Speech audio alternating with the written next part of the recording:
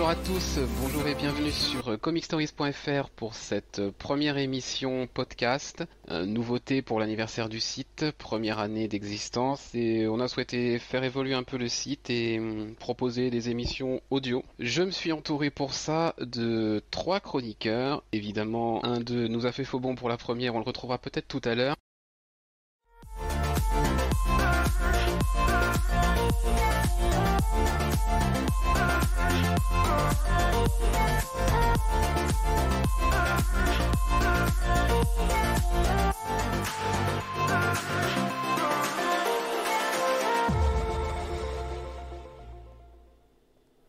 Bonjour et bienvenue sur comicstories.fr. Ce que vous venez d'entendre date d'il y a 10 ans. C'était le 15 septembre 2013 et déjà, quelqu'un n'était pas fiable dans cette équipe. J'espère que tout le monde va bien. Nous allons donc démarrer la célébration de ces 10 ans. C'est la première partie du podcast spécial 10 ans. Je saluerai ceux qui sont dans le chat au fur et à mesure. J'entends que dans mes oreilles, ils sont étrangement calmes, c'est incroyable. Je vais donc les introduire. On va commencer par Boris. Eh oui, bien le bonjour. Et puis à votre avis, qui est-ce qui nous avait déjà fait faux bond il y a 10 ans pour la toute première émission? C'était Clément. Bonjour. Puisqu'il était déjà là, lui, il y a 10 ans, en ce dimanche de septembre. Je ne sais pas si tu t'en rappelles, quand nous avions enregistré le oui, premier je me souviens que épisode. c'était les dimanches. Mais alors, je t'avoue que je me souvenais plus que je vous avais fait faux bond. T'étais arrivé en cours vrai. d'émission parce que tu n'arrivais pas à te connecter, il y avait un truc... Ah oui, possible. Ah, toi, Il y avait- ok, d'accord. Il y avait un truc J'avais comme déjà ça. instauré ma marque. Oui. Je vous ai pas introduit de manière trop pompeuse, hein, vous m'en voudrez pas. Non. Non, ça va. 10 ans, disais-je. En deuxième partie de podcast, on vous parlera un petit peu du concours qu'on a prévu. Cette énorme collaboration avec pas mal d'éditeurs de comics en France qui font qu'on va pouvoir vous offrir 10 kilos de cadeaux pour le gagnant du concours. Et les éditeurs ont été tellement généreux qu'on aura même des lots supplémentaires pour d'autres personnes. Donc ça c'est cool, mais on en parlera plus tard. D'abord, on va dérouler le fil de ces 10 ans.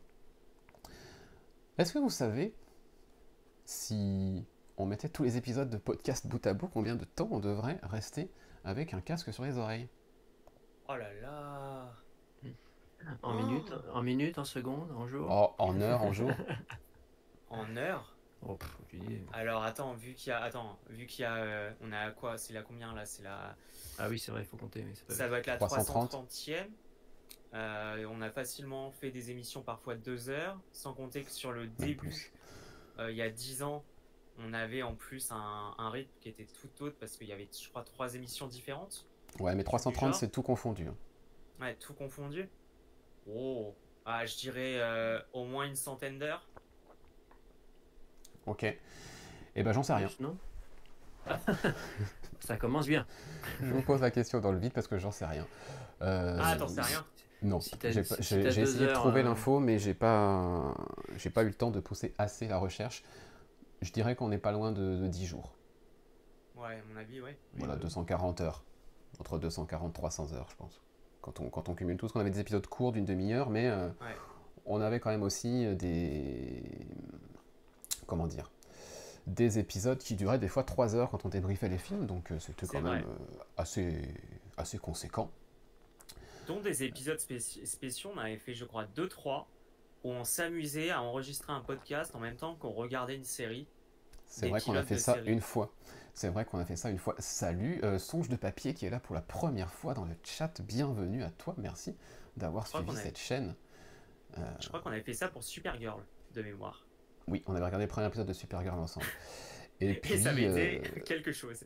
par contre, il y a un truc que je sais. Quel est notre épisode de podcast sur les 330, du coup, on va pas compter celui-là, donc sur ces 329, qui a été le plus écouté? Oh là là. Alors là, Non, je sais pas.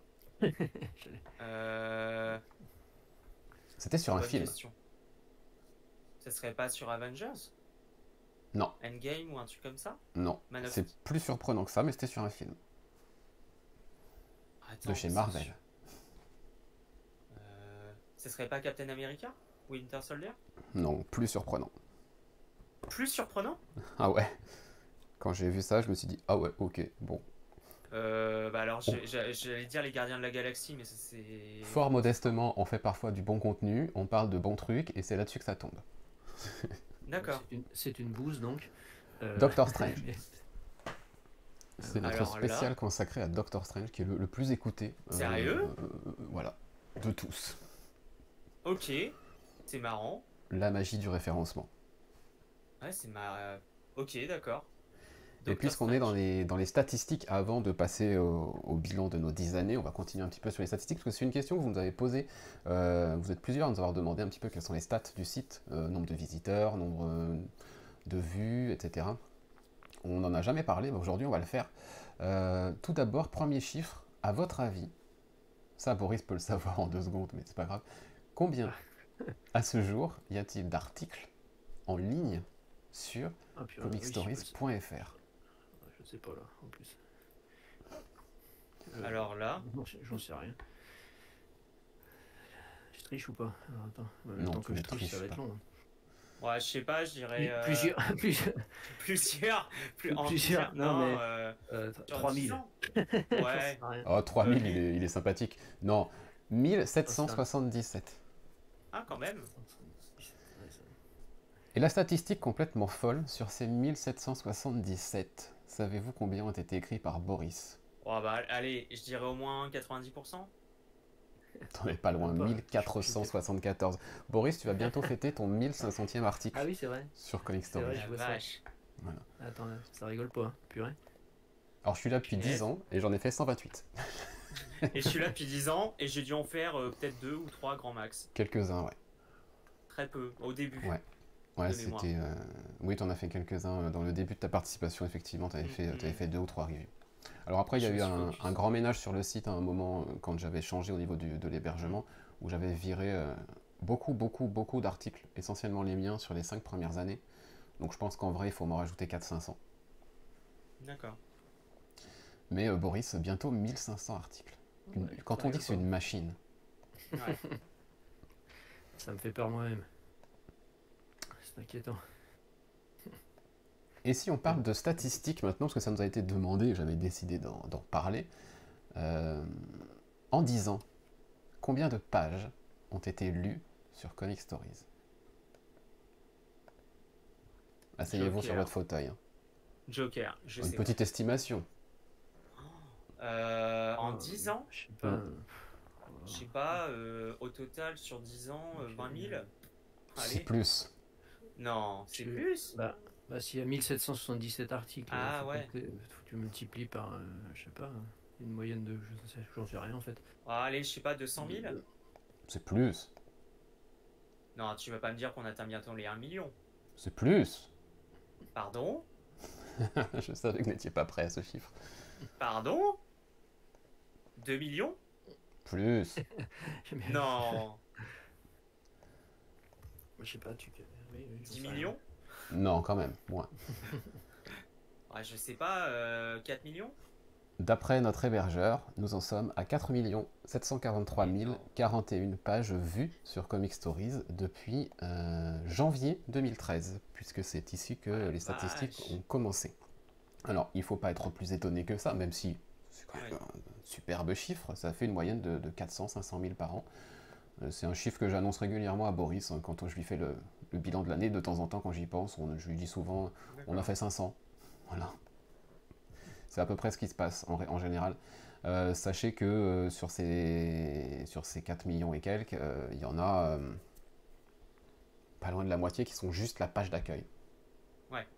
Hein, c'est-à-dire c'est des gens qui vont nous trouver, venir sur la page d'accueil. Et sur la page d'accueil, c'est vrai qu'on y trouve pas mal d'infos, et notamment la note qu'on donne aux comics. Donc certains n'ont même pas besoin d'aller dans le détail, puisqu'ils regardent les derniers articles, ils voient la note qui a été donnée, et basta. Maintenant, les 2 millions d'autres sont bien, effectivement, même plus, presque 3 millions, sont bien des pages lues. Et en moyenne, les gens passent entre 4 et 5 minutes sur le site quand ils se connectent. Donc le temps de lire tranquillement une review de Boris avec un 10 sur 10. Voilà. au final. Ça représente sur, 1 sur 187 145 visites. C'est-à-dire des gens qui à un moment se connectent. Alors, on ne parle pas de visite unique, hein, il y a des gens qui sont revenus évidemment plusieurs fois en 10 ans. Ce qui veut dire qu'en moyenne, ils consultent 3 pages et quelques par session. Quelqu'un qui vient regarde 3 pages et demie à peu près par session sur Comic Stories. Voilà, donc bientôt, malheureusement je peux pas savoir quand ça arrivera, j'ai pas possibilité de mettre un compteur ou de mettre une alerte. Bientôt on aura la 5 millionième page lue sur Comic Stories. On remercie d'avance celui ou celle qui sera celui-là, mais je ne pourrais pas le savoir. On s'y attendait pas à ça. Et il y a un article qui a été plus lu que les autres, qui cumule 40 000 vues à lui tout seul. Et c'est la review de Giant Days tome 7. C'est récent ça. Non, en VF. Le tome 7, VO, pardon, le TPB 7. un VO. Excuse-moi. Ouais. C'est moins récent. Donc presque 40 000 pour Giant Days volume 7 en VO. Voilà. Derrière, on a Invincible tome 24 chez Delcourt et... Ouais, ça je sais pas pourquoi. Si, parce qu'il y a sans doute que avec la série, les gens viennent voir. Ouais, Ça, le il est 25, vieux, celui-là. le 25 se classe bien aussi. Et puis le troisième date de fin d'année dernière, et il est déjà troisième de toute l'histoire, on va dire, de Comic Stories. C'est ta review, Boris, de The Last Ronin en VF. Ah bah c'est Ah logique. oui, bah hein. oui. Ouais. Donc on est sur Effectivement. belle performance, parce que Giant Days Volume 7, effectivement, c'était en 2019 ou 2018, je crois, l'article. Donc, Oui, puis c'est de la VO. Donc, et c'est de la VO. Et donc ça veut dire audience à l'international, puisque notamment depuis les interviews que Boris fait en français et en anglais, on a une part de lecteurs à l'international qui augmente beaucoup au fil des mois. Surtout que les artistes, les éditeurs VO relaient bien les publications qu'on fait sur les interviews, donc ça apporte à chaque fois une nouvelle... un nouveau lectorat. Il y a de plus en plus de lecteurs internationaux aux États-Unis, au Mexique, en Grande-Bretagne. Voilà, c'est les trois pays phares, on va dire, à l'international. à la conquête du monde. À la conquête du monde, exactement. Allez, si je dois faire dernier point statistique, comme ça on aurait été complet par rapport à tout ce qui nous a été demandé. On nous a demandé quelles étaient les reviews qui avaient le plus été vues. La première review, alors je parle que de celle de cette année, hein. C'est Nice House on the Lake, chez Urban, logique, Ouais. vu la déferlante. Mhm. Salamandre, Ah, j'étais content de bien. voir Salamandre Mhm. aussi haut. Berserker, bon, ça peut pas être parfait. Surprise. faut bien tout traiter. Hein. Le numéro 1 de Chroma en VO. Ouais. Ah, Et en 5e, on a Duo Powerbomb. Ouais. oui, bah oui. Quelques... Pas surprenant. Sauf un, on n'est pas loin de ce qui va être nommé l'année prochaine aux Comic Stories Awards. Oui, voilà, c'est quelques-uns des membres du top. De On l'année. vous laisse deviner qui est le SOF. Évidemment, on ne veut froisser personne en ce jour anniversaire. Et Boris, toi qui fais des tonnes d'interviews, presque une par semaine, Oui, ça dépend des fois, mais bon, des périodes. Là, en ce moment, c'est pas mal. est-ce que tu sais quelle est ton interview la plus vue cette année? Non. Réfléchissons, je sais plus. Non, je sais pas. Tu en as fait tellement. Non, pas C'est forcément, Yann mais- Kulbard. Ah bah oui, ça va un peu avec Salamandre. Je pense que les deux ont dû L'interview de Yann booster l'une Kulbard, l'autre. puis Ramvé, puis Sébastien Gerner, Ah ouais. Ouais, ça a dû qui être est, pour ceux qui ne le international. connaissent pas, l'éditeur de TKO. Ah ouais, ça a bien marché ça. Ok. Voilà. Et l'article le plus lu cette année, pour le moment, ce n'est pas The Last Ronin, c'est on a testé la nouvelle collection Urban Nomad. Voilà. Pour être complet sur les stats et ainsi répondre à une des premières questions qui nous a été posée. Je crois que c'est celle qui nous a été le plus posée. Genre les gens veulent savoir si on est famous ou pas, quoi. Pour savoir s'ils continuent à nous suivre ou pas, c'est ça. Ouais. Et j'espère qu'ils ont d'autres arguments pour continuer à nous suivre. Sinon, ce serait bien triste. Allez, on retrace ces 10 années et on va commencer par la lecture, évidemment. Quel est votre plus grand souvenir de lecture, messieurs, durant ces 10 dernières années, donc depuis 2013? Alors ça, la question, Ouais, super dur. la question qui tue, moi je sais même pas ce que j'ai répondu. On avait le droit à plusieurs réponses alors. Oui, on avait droit à Mm. plusieurs réponses. C'est compliqué, voilà. Je peux peut-être, ouais, je peux peut-être Vas-y. commencer. Je dirais, si je prends dans l'ordre, la première claque que j'ai eue en lisant un comics, c'était en VO du coup. Je commençais, faisait pas très longtemps. Je sais même pas en vrai si j'avais commencé, j'en avais commencé les podcasts. Je crois que si. C'était la première claque que j'ai eue, c'était il y a longtemps, très longtemps. C'était quand c'était le Batman de, je crois, numéro 5, The New 52, Ouais. l'épisode du labyrinthe de la cour des hiboux, qui m'avait mis une énorme claque. Ça a été vraiment une des premières expériences qui m'a marqué. Aussi parce que du coup ça a coïncidé vraiment avec le début quand je me suis vraiment mis à lire vraiment régulièrement des comics. Et je dirais après sur les autres expériences, il y avait aussi, je garde en souvenir le numéro, je me souviens, alors j'ai plus le numéro en tête, mais c'était le numéro où Robin était mort et on a eu un numéro où en fait il n'y avait pas de Le dialogue. 17. Le 17 qui avait pas de dialogue, et j'avais trouvé ça d'une puissance incroyable, et je crois on en avait parlé d'ailleurs, je crois, en review. Et plus récemment, alors j'aurais tendance à dire qu'une des mes plus grosses, une des claques, mais ça a été un peu sur de façon prolongée, du point de vue graphique, je dirais que ça a été Gaiden Falls, Mhm. où en Donc, fait de autre numéro en esprit. ouais, autre esprit, mais de numéro en numéro, en fait, j'ai été épaté par les dessins de Sorrentino. Ça m'a rarement fait ça sur des titres où tu voyais que le titre montait crescendo. Ça a été une super expérience de lecture. Et ensuite, sur d'autres expériences, alors plus récentes, Duo Power Bomb, Nice House of the Lakes m'a mis des claques aussi. Mais c'est un peu différent, c'est un peu plus récent, mais vraiment dans mes toutes premières expériences de lecture, c'est ce qui m'a plus marqué, parce que forcément, c'est quand tu commences les comics et que tu te rends compte que des comics peuvent te mettre des grosses claques dans la gueule, quoi.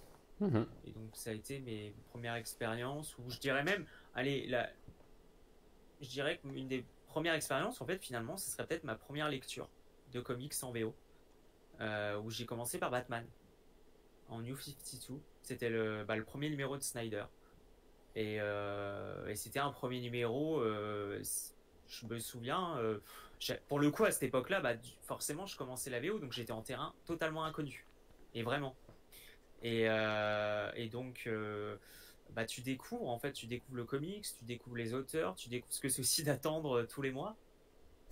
Tous les 2 mois, pardon, pour la préco, parce que à l'époque je précommandais pas sur internet. Et c'était une expérience, aussi l'expérience de voir ta collection s'agrandir au fur et à mesure et tes connaissances s'agrandir. Et donc il y avait ça. Et je dirais également, parce que moi j'ai commencé les comics par les lectures mainstream, donc DC Mhm. Comics pour le coup. Marvel, je m'y suis mis assez tard de mémoire, je sais plus à quelle occasion. Et je dirais aussi ma première expérience aussi marquante, ça a été ma découverte du comics indé. Et voilà, c'est exactement, je te vois à l'écran. Ça a été ça. Et je me souviens que moi, typiquement, en fait, c'est ce qui m'a donné envie de lire le comics, de mettre le comics en dé, en fait, c'est les podcasts. Puisque je crois de mémoire, je crois que c'est toi, Mathieu, hein, qui faisait les lobbying pour le comics Oui. indé, et notamment Saga, et j'ai commencé Saga. Et ça a été une claque. Je me suis dit, putain, si c'est ça le comics indé, c'est trop bien. Et en fait, depuis là, en fait, mes lectures. Alors, j'ai continué le mainstream, hein, de moins en moins Marvel, et maintenant je ne lis quasiment plus Marvel, sauf si on considère Star Wars comme Marvel. Mais en fait, à partir de ce moment-là, mes lectures de comics progressivement sont devenues davantage des comics, des lectures de comics indés, plutôt que des comics de mainstream. Donc en fait, ça a été, mes expériences de lecture se sont fait par étapes à mesure où j'ai découvert les comics.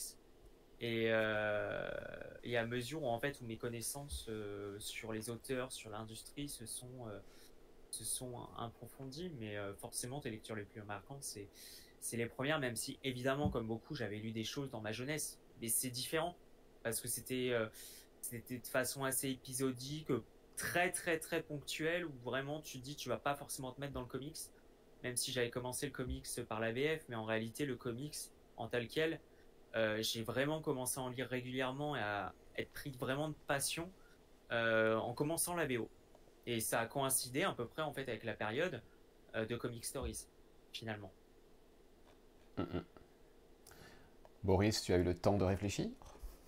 Oui, c'est bien, ça m'a permis de réfléchir un peu. Alors, je sais pas si ma réponse sera très exhaustive par rapport à ce que je pourrais dire, mais bon, ça va donner quelques éléments. Moi, je lisais pas de comics avant 2012 et l'arrivée d'Urban Comics. C'est en achetant Watchmen que j'ai mis les pieds dedans, on va dire. Et donc, vu où j'en suis rendu aujourd'hui, on peut dire que c'est quand même une lecture qui m'a marqué. Donc voilà, moi c'est Watchmen qui m'a mis le pied à l'étrier. Et puis ensuite, j'ai été chercher un petit peu tout ce qui se faisait, aussi bien en super-héros, parce que Urban avait quand même pas mal développé avec les kiosques, etc. au départ.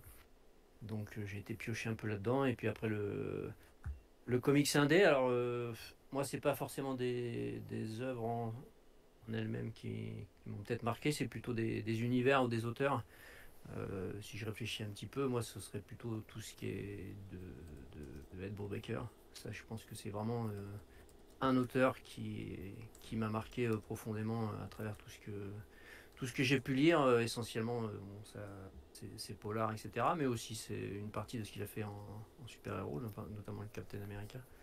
Moi, c'est vraiment un des auteurs fil conducteur de ces 10 dernières années. Je dirais aussi Terry Moore. C'est un auteur que j'ai assez rapidement découvert et j'ai été rechercher sa première œuvre, Strangers in Paradise, que j'avais retrouvé édité un peu de façon chaotique auparavant, donc ça date pas des 10 dernières années, mais c'est voilà. Moi, je les ai lus dans les 10 dernières années et là aussi, ça m'a profondément marqué et je suis cet auteur de près régulièrement. Après, peut-être qu'en série, vraiment, la série qui m'a vraiment aussi plu, c'est Invincible. Ça, c'est vraiment une série dans laquelle j'ai plongé et que j'ai adoré du début à la fin. Et puis peut-être aussi, là, en retournant et en regardant mes bibliothèques, je me dis que l'univers Valiant, quand ça a redémarré en 2012, je crois, 2012 ou 2013, je sais plus. Là, voilà, ça m'a ouvert aussi une nouvelle façon de voir le super-héros qui était différent un peu de ce que proposaient Marvel et DC et qui tournait un peu en rond, même si à l'époque il y avait encore des trucs pas mal. C'était vraiment quelque chose de nouveau et qui m'a mis une bonne claque et j'ai bien adhéré à tout ça. Et comme Clément parlait de la VO, alors moi la VO, je suis passé à la VO plus tard et c'est grâce, si je puis dire, à Marvel et à Panini, puisque les publications Panini commençaient Première en balle kiosque, perdue. terminées en 100% et achevées en deluxe, ou en TPVO parce que c'est pas sorti, etc. dans le bon ordre, ce genre de choses. Bon, ça a fini par me saouler, donc j'ai décidé de passer à la VO sur Marvel au départ. Et la première série avec laquelle j'ai commencé la VO, c'était Immortal Hulk d'Al Ewing. Et là aussi, ça a été une bonne claque parce que c'est quand même une grosse série. Mais c'est la première série, enfin voilà, c'est avec comment ça s'appelait, le Fresh Start, je crois, c'est ça? Ouais, un truc comme ça, mais il y en a tellement. C'est avec ça que j'ai commencé la VO parce que au final, lire en VO single, ça revenait pas beaucoup plus cher et c'était mieux organisé que de prendre du Panini. Donc je suis passé là-dessus et c'est vrai que j'ai découvert la lecture mensuelle. Et c'est une autre façon de lire les comics. C'est ça. Qui est différente, pas forcément plus ou moins agréable. Enfin, des fois, lire un tome VF avec 5 épisodes, c'est bien parce qu'il y a la densité, l'enchaînement, etc. Mais lire un épisode et puis attendre un mois, ça a aussi son charme. Donc voilà, bon après, on pourrait reparler maintenant de la VO, du prix, etc. Et de tout ce qui va avec, mais voilà, en gros, le panorama de ce que je peux dire et de ce que j'ai retrouvé. Voilà, en gros. Ok. Il y a des choses que je partage avec vous. Moi, effectivement, le numéro Batman and Robin numéro 17, complètement silencieux. Je retiens surtout, là, tout de suite, si je devais citer mes meilleurs moments de lecture des 10 ans, Je retiendrai presque en premier ceux qui m'ont fait chialer. Donc le Batman et Robin 17, Alex plus Ada chez Image Comics. Ouais, c'est vrai que c'est bien ça. Ouais. Qui avait été incroyable. Saga, évidemment, avec notamment le numéro 54, c'était il y a déjà 5 ans, qui était épouvantable, vraiment. En termes émotionnels, hein, je veux dire, il était très dur ce numéro. Better Place plus récemment. De Hopper Bomb évidemment, voilà. Énormément de trucs indés, hein, pour la plupart, je vais citer presque que de l'indé, parce que dans ce qui est mainstream, à part Batman et Robin, du coup, numéro 17, je crois que c'est le 17, le numéro silencieux, et puis s'il y a un truc, le one-shot DC Universe Rebirth. Ah oui, qui nous ramène mon Wally, qui nous raccroche les Watchmen à tout ça, enfin c'était très surprenant en plus, je me souviens. C'était assez incroyable. Et d'ailleurs, par rapport à ça, excuse-moi Mathieu, je te coupe, mais je me souviens, pour le DC Universe Rebirth, moi je l'avais pas encore lu, et vous m'aviez dit, je crois, non mais lis-le et tu vas être dans tous ces états, avec la dernière case de fin, je crois. Et je me souviens de mémoire, on avait une conversation, alors je crois que ça devait peut-être être sur Facebook ou un truc du genre. Je me souviens que quand je le lisais, vous avez eu ma réaction et j'étais en mode totalement hystérique. Non, mais c'est sûr. C'est, je crois, le seul comics que j'ai acheté en digital, genre à l'heure de sa sortie, voilà. Et que j'ai lu avant d'aller travailler un matin très tôt, parce que je voulais absolument lire ça. Je parlais de pressentiment. Et puis après, évidemment, je l'ai relu en papier, puis je l'ai relu quand il est sorti en français. Et c'était vraiment quelque chose. C'était vraiment quelque chose. Donc je pense que c'est un de mes plus grands souvenirs, de lecture de ces 10 ans, avec toutes les merveilles indées qu'on a pu découvrir, et certains auteurs et artistes assez incroyables. Durant tout ce podcast, cette première partie, je ne vais pas vous demander à vous, dans le chat ou en commentaire, de nous dire, et vous, quel était votre plus grand moment de lecture, parce que ça sera dans la deuxième partie, dans 2 semaines, le 17 septembre. On regardera ce que vous avez répondu à ces mêmes questions dans le sondage que j'ai mis en ligne sur comicstories.fr il y a maintenant une dizaine de jours, que vous pouvez toujours remplir. Je vous mettrai d'ailleurs un petit lien, je vais vous le mettre ici, voilà, histoire dans le chat, comme ça vous l'avez si jamais vous n'avez toujours pas répondu.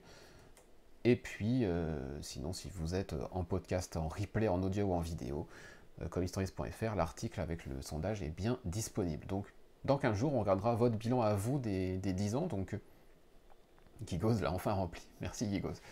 Donc, on se penchera un petit peu sur votre point de vue à vous. Est-ce qu'il est différent un petit peu du nôtre ou pas? Ce sera assez intéressant à découvrir. Évidemment, je regarde les réponses au fur et à mesure qu'elles tombent, mais il y a des choses qui sont très chouettes. Voilà, c'est tout ce que je peux dire. Si on s'intéressait à la VF, messieurs, est-ce que vous retenez un grand événement ces 10 dernières années, quelque chose qui pour vous a changé le paysage, a changé un petit peu la façon dont les comics sont édités? Moi, j'en ai un aussi, qui me revient aussi. Le premier, Clément? L'arrivée d'Urban. Alors ça, c'était il y a 11 ans. C'était il y a 11 ans. Ah oui, il y a 11 ans. On n'était pas là encore. Ouais, mais enfin... Mais c'est l'arrivée d'Urban qui m'a décidé de créer Comic Stories. Ouais, mais l'arrivée d'Urban a été centrale. Et sinon, j'y pense, j'y avais pas pensé, mais je pense qu'un des événements majeurs... alors, en fait, il y en a deux, mais je pense qu'ils sont liés aussi. Je dirais la multiplication des maisons d'édition, puisqu'on a quand même eu iComics, Aquileos. Aquileos était déjà bien installé, enfin était installé dans le paysage de la bande dessinée, en tout cas. Ouais, non, 404, enfin, je vais pas refaire tous les noms. Et pour moi, si je devrais, hormis ça, retenir un élément, parce que historiquement, et révélateur aussi de l'évolution du marché, c'est la fin du kiosque. Je pense que voilà, on est pas mal à penser à ça. Enfin, je sais pas toi, Boris, mais. Oui, bah, à part ça, je vois pas. Ouais. Non. Ça a complètement. Aussi parce que ça témoigne d'un changement de mode de consommation pour le comics. Un changement forcé. Oui, forcé. Oui, parce qu'en plus, par rapport aussi au système français, où quand on s'y intéresse, il y a des choses qui sont franchement pas normales dans le fonctionnement du kiosque. Et oui, un changement, c'est un changement considérable parce que moi, je me souviens que durant mon enfance, quand je voyais des comics, même si j'en lisais pas, bah, tu les voyais dans les kiosques. C'est ça. À journaux. Et là, bah, en fait, il y en a plus. C'est finito. Et maintenant, tu es obligé d'aller c'est que de la librairie. Donc, ça a Alors, il été y en a le changement encore, mais majeur. je sais pas qui ils attirent, hein. C'est Marvel, Bah, moi non je plus. sais plus comment, là. Je vois pas qui ils peuvent attirer. Donc, ça a été le changement majeur sur les 10 ans du point de vue de l'AVF, outre les nouvelles maisons d'édition qui sont apparues. Et le sentiment aussi, après, c'est peut-être un sentiment subjectif parce que moi, j'ai commencé le comics à peu près sur cette période-là. J'ai quand même l'impression que les comics indés sont quand même bien plus mis en valeur. Ou c'est peut-être qu'une impression. Mhm. Non, il y a une Boris, ton plus grande sentiment? Ouais, il y a une plus grande variété en termes de Ça composition. se limite plus à DC et à Marvel. Voilà, je pense que voilà, l'arrivée d'Urban qui a dans ces Complètement. premières années quand même lancé pas mal de séries Indé. a un peu incité, on va dire, d'autres éditeurs à s'y mettre, même s'il y avait déjà des historiques comme Delcourt évidemment. Ouais. Mais ça a quand même élargi le marché et peut-être même, on le voit maintenant avec les difficultés, peut-être pas un peu trop, je vais dire, mais bon, il y a tellement de titres qui sortent maintenant. C'est ça. Mais ça a été quand même un changement quand même. Un changement parce que Urban aussi, je vais revenir sur Urban quand même, parce que même si c'était il y a 11 ans, ça a quand même un impact fort sur ces 10 ans. Moi, je trouve que ça a imposé... Alors, c'est plus peut-être par rapport à Panini, pour le coup. Urban a quand même été assez agressif dans sa stratégie, et je pense notamment aux titres d'appel sur les comics indés, sur les titres à 10 euros. Et en fait, ça a imposé à Panini Comics assez récemment, finalement, d'essayer, ils le font pas très bien, d'essayer de répondre aussi à ça. Et c'était ça. Et d'ailleurs, par rapport à ça, par rapport à l'évolution du marché, par rapport à cette évolution, il y a aussi, je pense, un autre élément aussi qui est révélateur d'un changement, mais on y reviendra, je pense, plus tard, qui est aussi lié par rapport à l'explosion des comics du point de vue format télévisuel cinématographique. C'est que quand tu vois également que, par exemple, Panini Comics s'associe, pour pas citer, à Carrefour, pour faire des titres de comics à très bas prix. Et alors ça, c'est des c'est choses... pas Panini, c'est Hachette, mais C'est Hachette. il y a un lien en termes de licence, mais voilà. Il y a un lien, et en fait, et ça, c'est pas quelque chose que tu voyais il y a 10 ans. C'est quelque chose qui est apparu avec il y a 4-5 ans. Et donc ça a déjà été témoin d'un changement de truc. Et puis le dernier changement, mais qui aussi révèle aussi quelque chose. Bon, c'est l'arrivée d'Urban Nomade, qui aussi témoigne d'un changement où on pouvait peut-être pas se dire qu'il allait avoir ça il y a 10 ans. Donc il y a tout un changement, je dirais, la fin du kiosque et l'arrivée d'Urban l'influence, plutôt parler d'influence d'Urban sur le marché, a quand même pas mal chamboulé le marché et effectivement a aussi permis au titre indé de se développer et aussi, parce je peux pas m'en empêcher, sur aussi le marché français. Moi je trouve quand même, alors c'est un peu moins vrai là, depuis 1 ou 2 ans, mais quand même la perte de vitesse considérable de Panini Comics, qui est quand même l'éditeur historique, un des éditeurs historiques sur le marché, qui avait perdu DC Comics quand Urban est arrivé, et qui a enchaîné erreur sur erreur et qui a perdu en qualité grandement, et qui a fait des choix éditoriaux et stratégiques de publication plus que douteux. Alors je suis pas sûr qu'il soit vraiment réel. Enfin, perte de vitesse, je sais pas comment on peut le dire en termes de vente. Perte de vitesse, j'exagère peut-être. En termes de marché, parce qu'on est un peu biaisé par notre petit prisme à nous, où effectivement on a l'impression qu'il n'existe pas, ou plus, ou de moins en moins, mais c'est aussi parce qu'on est dans... On évolue dans des sphères, même en termes de réseaux sociaux, etc., qui vont aussi dans cette direction-là, mais je sais pas par rapport au marché, non, au marché, au grand public en termes de qualité, on va dire, perte de qualité. Ouais, parce que je pense pas qu'avec tout ce qui sort là, les omnibus, etc., ça dénote quand même que ça se vend quand même, quoi. Après, il y a effectivement peut-être plus de gens qui râlent et qui ont arrêté un peu, de les suivre un peu plus précisément parce que bon, ils font. Je pense que les omnibus sont en train peut-être de les sauver entre guillemets.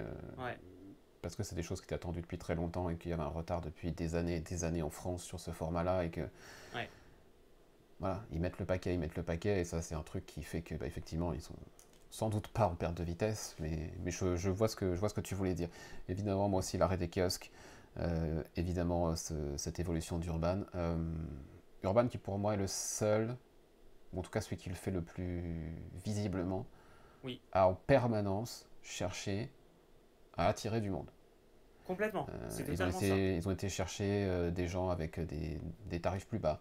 Ils ont été chercher récemment des personnes qui étaient plus habituées à d'autres formats un peu stars en France, comme le manga, en sortant Urban Nomad et son format qui ressemble au Perfect Edition manga. C'est ceux qui...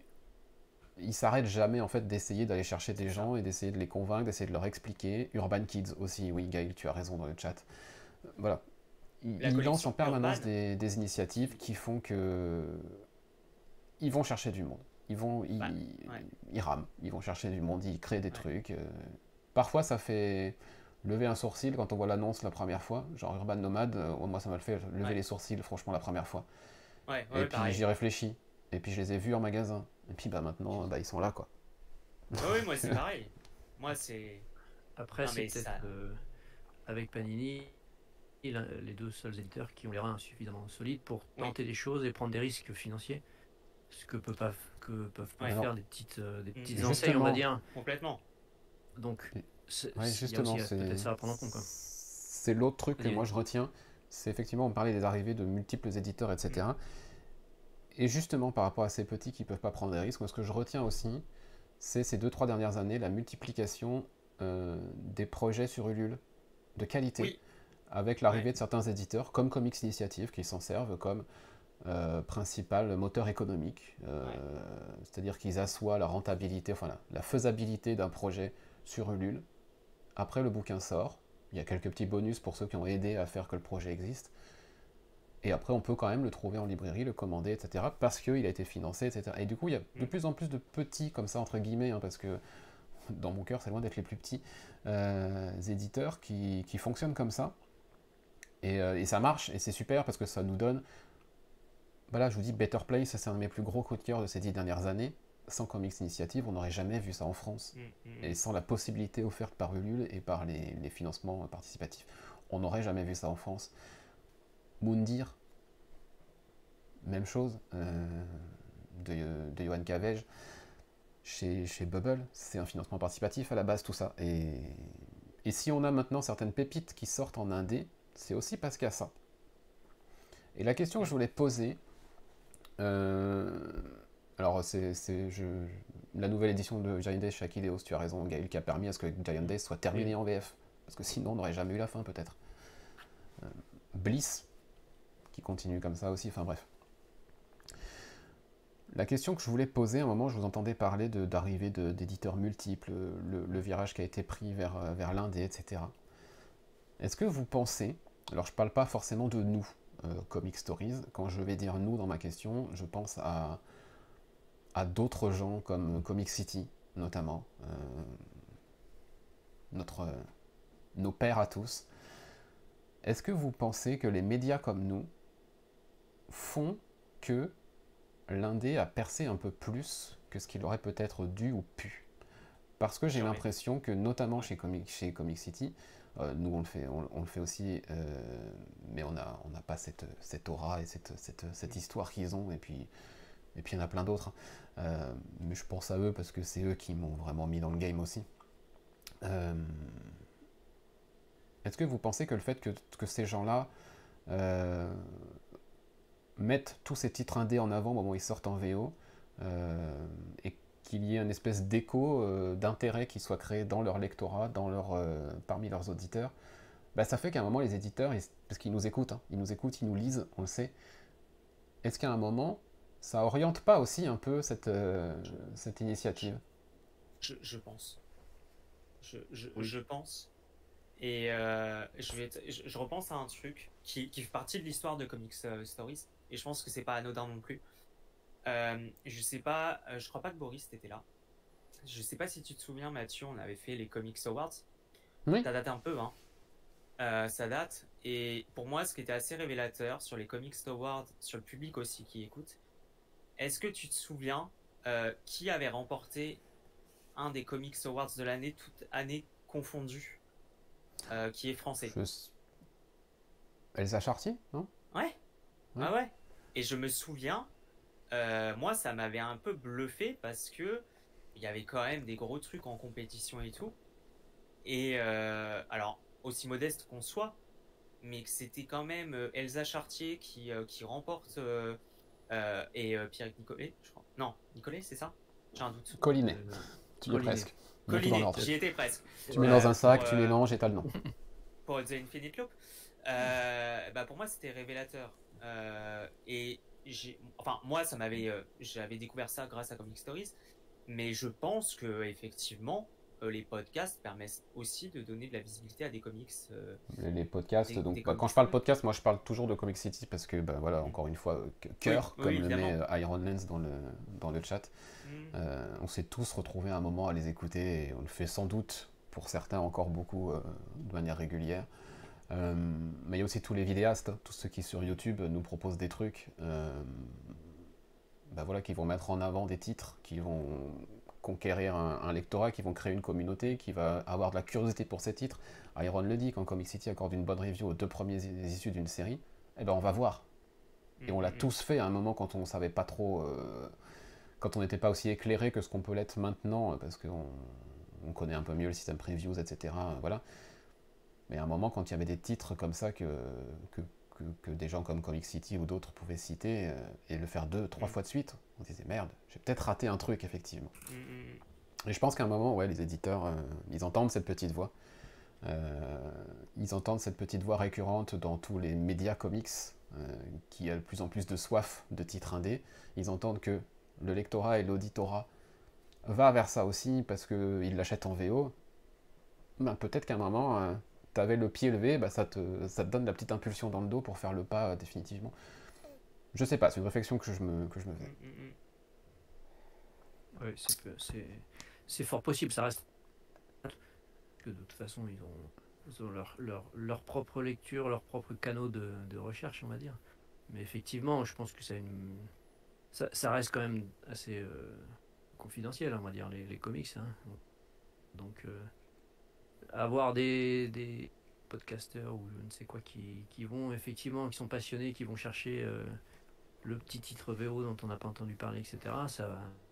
Et puis si la petite musique revient régulièrement, ça doit bien forcément un petit peu à un moment titiller certains éditeurs et c'est sans doute ce qui s'est passé à un moment où il y a eu beaucoup d'éditeurs dont certains ont arrêté de sortir des livres, qui ont sorti plein de séries inachevées et dont on n'aura pas la suite parce que bon, à un moment il y avait trop de choses, mais oui, il y a certainement une influence quelque part. Guigos mentionne aussi Comics Outcast, qui est un excellent podcast français sur les comics. Je suis bien d'accord avec lui. Et puis pour compléter la sainte trinité, Comic City, Comics Outcast, Comics Fair. Voilà, c'est les 3 que j'ai le plus écouté en 10 ans. Clairement. Il y en a d'autres, mais c'est ces 3-là qui... Voilà. Continuons. Alors, on va faire une petite parenthèse. On verra sans doute sur les comics papier après pour d'autres choses. Mais on va commencer par Boris pour celle-ci, parce que je pense que ce sera assez court. Boris, pardon. Qu'est-ce que tu dirais justement de 10 ans de comics à la télé et au cinéma? Qu'est-ce que tu en retiens, toi, qui regarde ça d'un œil assez extérieur? Des heures économisées. Parce que même si j'ai été voir quelques films, effectivement, après, quand j'ai commencé les comics et puis du Marvel essentiellement, j'ai assez vite décroché quand même. Hein. C'est pas mon... C'est d'ailleurs assez pas curieux, enfin je sais pas si c'est le terme qui convient, mais autant il y a des choses que j'aime lire en comics. Une bonne baston en comics, dans un comics de super-héros, ça me déplaît pas. Et ça me lasse très vite sur écran, quoi. Donc je sais pas si c'est la façon d'écrire, la façon de le support, ou je ne sais pas. Pourtant j'aime le cinéma, hein, mais voilà, c'est quelque chose qui m'a vite lassé. Alors j'ai retrouvé un peu le goût avec les films d'animation, là, les derniers Spider-Man. mais qui, il faut le reconnaître, en termes d'histoire, de construction, de respect des personnages, même s'il y a des innovations, des choses en plus, c'est quand même des choses très solides. Donc je pense que c'est aussi plutôt la qualité peut-être des produits proposés qui m'a lassé. Donc sur les 10 dernières, ce que je retiendrai, ce serait les deux films d'animation Spider-Man qui sont sortis récemment là. Ok. Par ça, le reste pour moi c'est pas quelque chose qui m'a passionné et qui me fera retourner voir ce genre de produit. Voilà, ça a été rapide effectivement. C'est parfait. Alors Clément, je sais que tu pourrais y passer 1 heure, mais tu ne vas pas le faire. Parce que les adaptations, toi, ça a été ton truc à un moment, et toujours, hein, c'est un truc vraiment qui t'a passionné. Même à la télé, hein, je pense que tu es celui qui a regardé le plus d'adaptations télévisées de nous tous. Et quand je dis nous tous, je parle aussi de tous ceux qui nous ont accompagnés pendant 10 ans. Hein. Je pense à Elvire, je pense à Arnaud et à Léo notamment. Léo, il en a bouffé aussi des adaptations. Arnaud, il en mangeait aussi. Voilà, il y avait aussi Byron, Erwan, Anthony, voilà, tous ceux qui, à un moment ou à un autre, sont passés par ici, ont bouffé des adaptations. Bah alors toi... C'est ça. J'en ai bouffé. Du coup, tu retiens quoi? Si tu devais en retenir... Allez, je vais être sympathique avec toi, je peux en dire une seule. On va dire une à la télé et une au cinéma. Ah, alors à la télé, ça va pas être compliqué. Et j'en parle sur le Discord. Parce que pour moi, c'est une des meilleures itérations qui a été faite, c'est Superman and Lois. Pas connu, mais c'est une superbe adaptation. Je sais que certains sur le Discord la regardent, je pourrais expliquer, enfin j'en ai déjà parlé durant les podcasts, mais voilà. Et alors sur l'adaptation ciné, je vais te dire, une des plus fidèles, une dernière claque, c'est le dernier film d'animation Spidey, parce que je pense qu'ils ont tout compris à l'essence du personnage et que c'est incroyable. Je crois que j'avais répondu sur le questionnaire, sur mon avis sur les 10 ans écoulés, mais je vais... ouais, c'est ça, Superman and Lois sur la CW, qui n'est pas... Pour moi, c'est pas du tout... C'est ça qui est marrant d'ailleurs, c'est pas représentatif de la CW. J'avais dit, je vais mettre ce que j'ai mis sur le questionnaire, mais je vais être très bref. Pour moi, sur les 10 ans, ça a été l'âge d'or des adaptations de comics. C'est-à-dire que clairement, sur les 10 années, on n'a jamais eu autant d'adaptations que ce soit la télévision ou au cinéma, des adaptations de comics. Alors j'englobe à la fois DC Comics, Marvel, comme aussi les comics indés, parce qu'on a eu quelques adaptations. Je pense par exemple à The Preacher, Invincible, The Boys et compagnie. Maintenant, sur les 10 ans écoulés, moi je pense que je parle d'âge d'or, parce que pour moi je pense qu'on est arrivé à la fin d'un cycle. Et évidemment, le plus symptomatique pour moi, c'est évidemment DC Comics, qui a été une catastrophe industrielle du point de vue de l'adaptation et de l'univers partagé, et Marvel. Et je vais revenir sur Marvel, parce que c'est Marvel qui a marqué, finalement, si on devait retenir quelque chose, c'est Marvel qui a marqué l'adaptation des comics dans le monde avec le MCU. Et moi, pour moi, là, on assiste à une fin de cycle chez Marvel. Et c'est prégnant en fait depuis Avengers Endgame, et même avant d'ailleurs, puisque on le constate avec les derniers chiffres des adaptations, et je pense qu'on va continuer à le voir sur les autres. On voit bien que parmi le public, je pense qu'il y a une sorte de lassitude qui est en train de s'installer, et on voit bien le fait que Marvel, qui en fait finalement a toujours pris la même recette, et ben on voit bien que ça ne fonctionne pas, ou que ça ne fonctionne plus, ou du moins que ça fonctionne moins bien. Et je pense qu'on est arrivé à la fin d'un cycle, et que pour moi c'est pas un hasard par exemple si le film d'animation Spider-Man a fonctionné. Et donc moi ce que je retiens, c'était évidemment la montée en puissance de Marvel, le MCU, les tentatives avortées de DC qui a été une catastrophe, et je pense que si le genre du comics, et là pour le coup je vais parler du genre super-héroïque, veut continuer au cinéma, il va devoir se réinventer. Parce que je pense que ça va pas pouvoir continuer comme ça. Effectivement, je vais voir les adaptations, mais si pour me donner un avis, honnêtement, sauf une ou deux adaptations, franchement, le reste m'enchante pas. J'y vais pour me faire un avis, pour pouvoir en parler lors des podcasts. Mais honnêtement, c'est vraiment parce qu'il y a les podcasts. Je pense que sincèrement, il y a des adaptations, je n'irai pas les voir. Si je fais le compte sur les dernières adaptations, que j'ai vu au cinéma depuis les 4-5 ans, depuis la fin de la phase Infinity War, chez Marvel, c'est une catastrophe. Tu prends le Spider-Man, bah franchement, ils ont joué que sur la hype. Moi, sur le moment, j'ai kiffé, hein. Mais en fait, avec le recul, je trouve ça nul, parce qu'en termes de scénario, c'est mauvais. Tu prends, bon, alors, d'ici, tu prends The Flash, qui est la catastrophe industrielle du moment, même Blue Beetle est un peu mieux. Et puis aussi, parce que il y a de ça aussi, ça joue aussi sur ça. Je parlais d'explosion, mais en réalité, si tu prends Marvel et donc Disney, bah ils se sont dit on va faire de la quantité. Sauf qu'ils ont négligé la qualité à la quantité. Et on voit bien que c'est à bout de souffle. Donc pour moi, c'est la fin d'un cycle. C'est la nécessité de l'industrie du comics au niveau du cinéma, de la télé de se réinventer. Et je pense qu'en gros, sur la décennie à venir, c'est soit ça passe, soit ça casse. C'est aussi simple que ça. Et ce que j'espère, c'est que le nouvel univers de DC au cinéma qui est chapeauté par James Gunn va forcer Marvel à se réinventer, parce que finalement, Marvel a été en fait a eu un monopole au cinéma. Il a eu un monopole au cinéma, et donc on voit bien les limites. Donc il y a eu des bons moments, hein. Je dirais, il y a eu des bons moments, que ce soit à la télévision ou au cinéma, mais c'était sur les premiers temps de la décennie, parce que là on voit bien que depuis la fin de la décennie, bon bah c'est catastrophe, hein. Les séries du CW, je mets à l'exception Superman and Lois, et bah ça a été très mauvais sur la fin. J'ai même pas regardé la fin de The Flash. Arrow était bien sur la dernière saison, mais hormis ça, ça a été une catastrophe, et il y a une forme de lassitude. Et moi, c'est vrai qu'en tant que passionné de cinéma, qui aime bien voir des films et des séries, bah moi j'aimerais bien qu'ils se réinventent et pas avoir l'impression de voir à chaque fois le même type de film. Et qu'une des dernières bonnes expériences que j'ai eues au cinéma, mine de rien, alors il n'a pas été forcément très apprécié, mais par exemple ça a été The Batman et Joker. Pourquoi ? Parce que derrière tu avais une vraie vision d'auteur. Quoi qu'on en dise, hein, on peut ne pas être d'accord, mais pour moi ça a été des très bons films parce qu'il y a eu des visions d'auteur derrière. Et c'est ce qui manque cruellement à l'industrie, c'est qu'il n'y a plus de vision d'auteur. Alors donc moi, si je dois retenir des choses, je vais vous sortir des trucs, vous avez oublié que ça existait. Ouais. Et peut-être certains diront « Ah, mais oui !» En film, évidemment, voilà, Spider-Verse, voilà, Spider-Man Into the Spider-Verse et Beyond, le dernier, là. Non, Beyond, c'est le dernier, c'est le troisième qui va sortir. Ouais.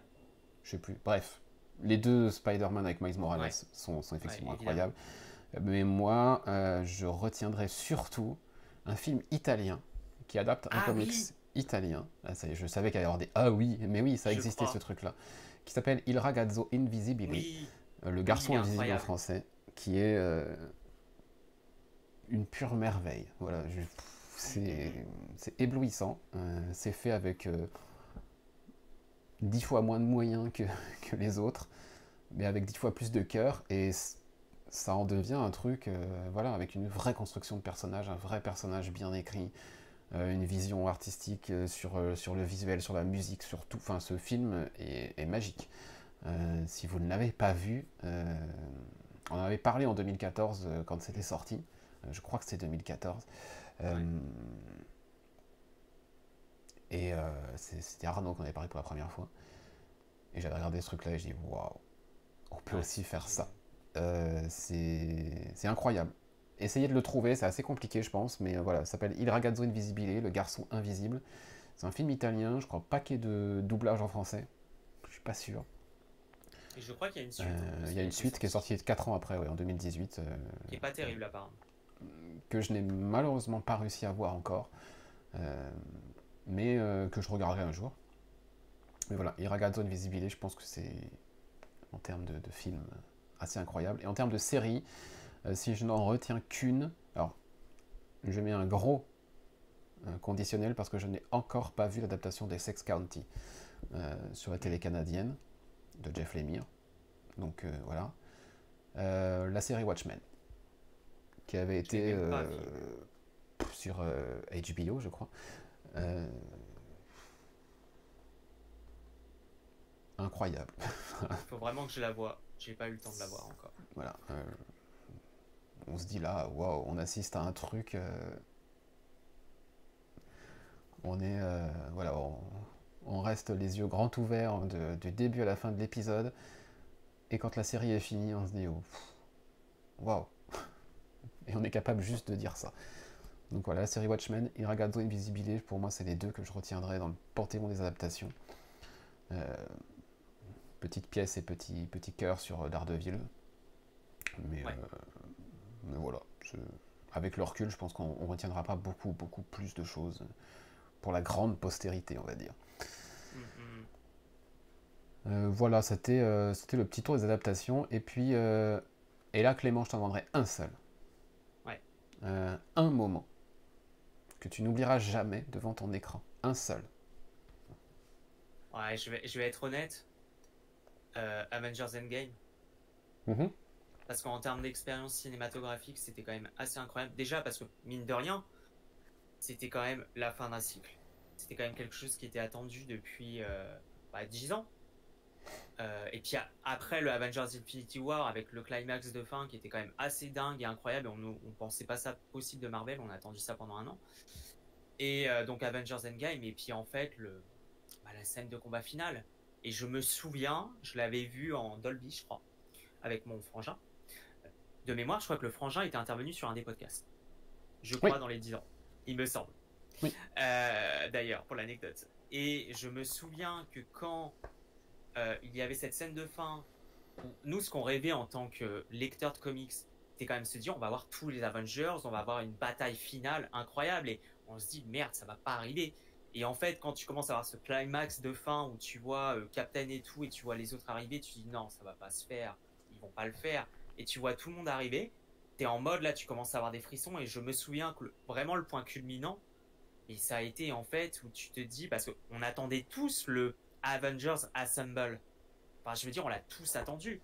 Ouais. Et qu'à chaque fois, on pensait qu'il allait avoir lieu et qu'on ne l'a jamais eu.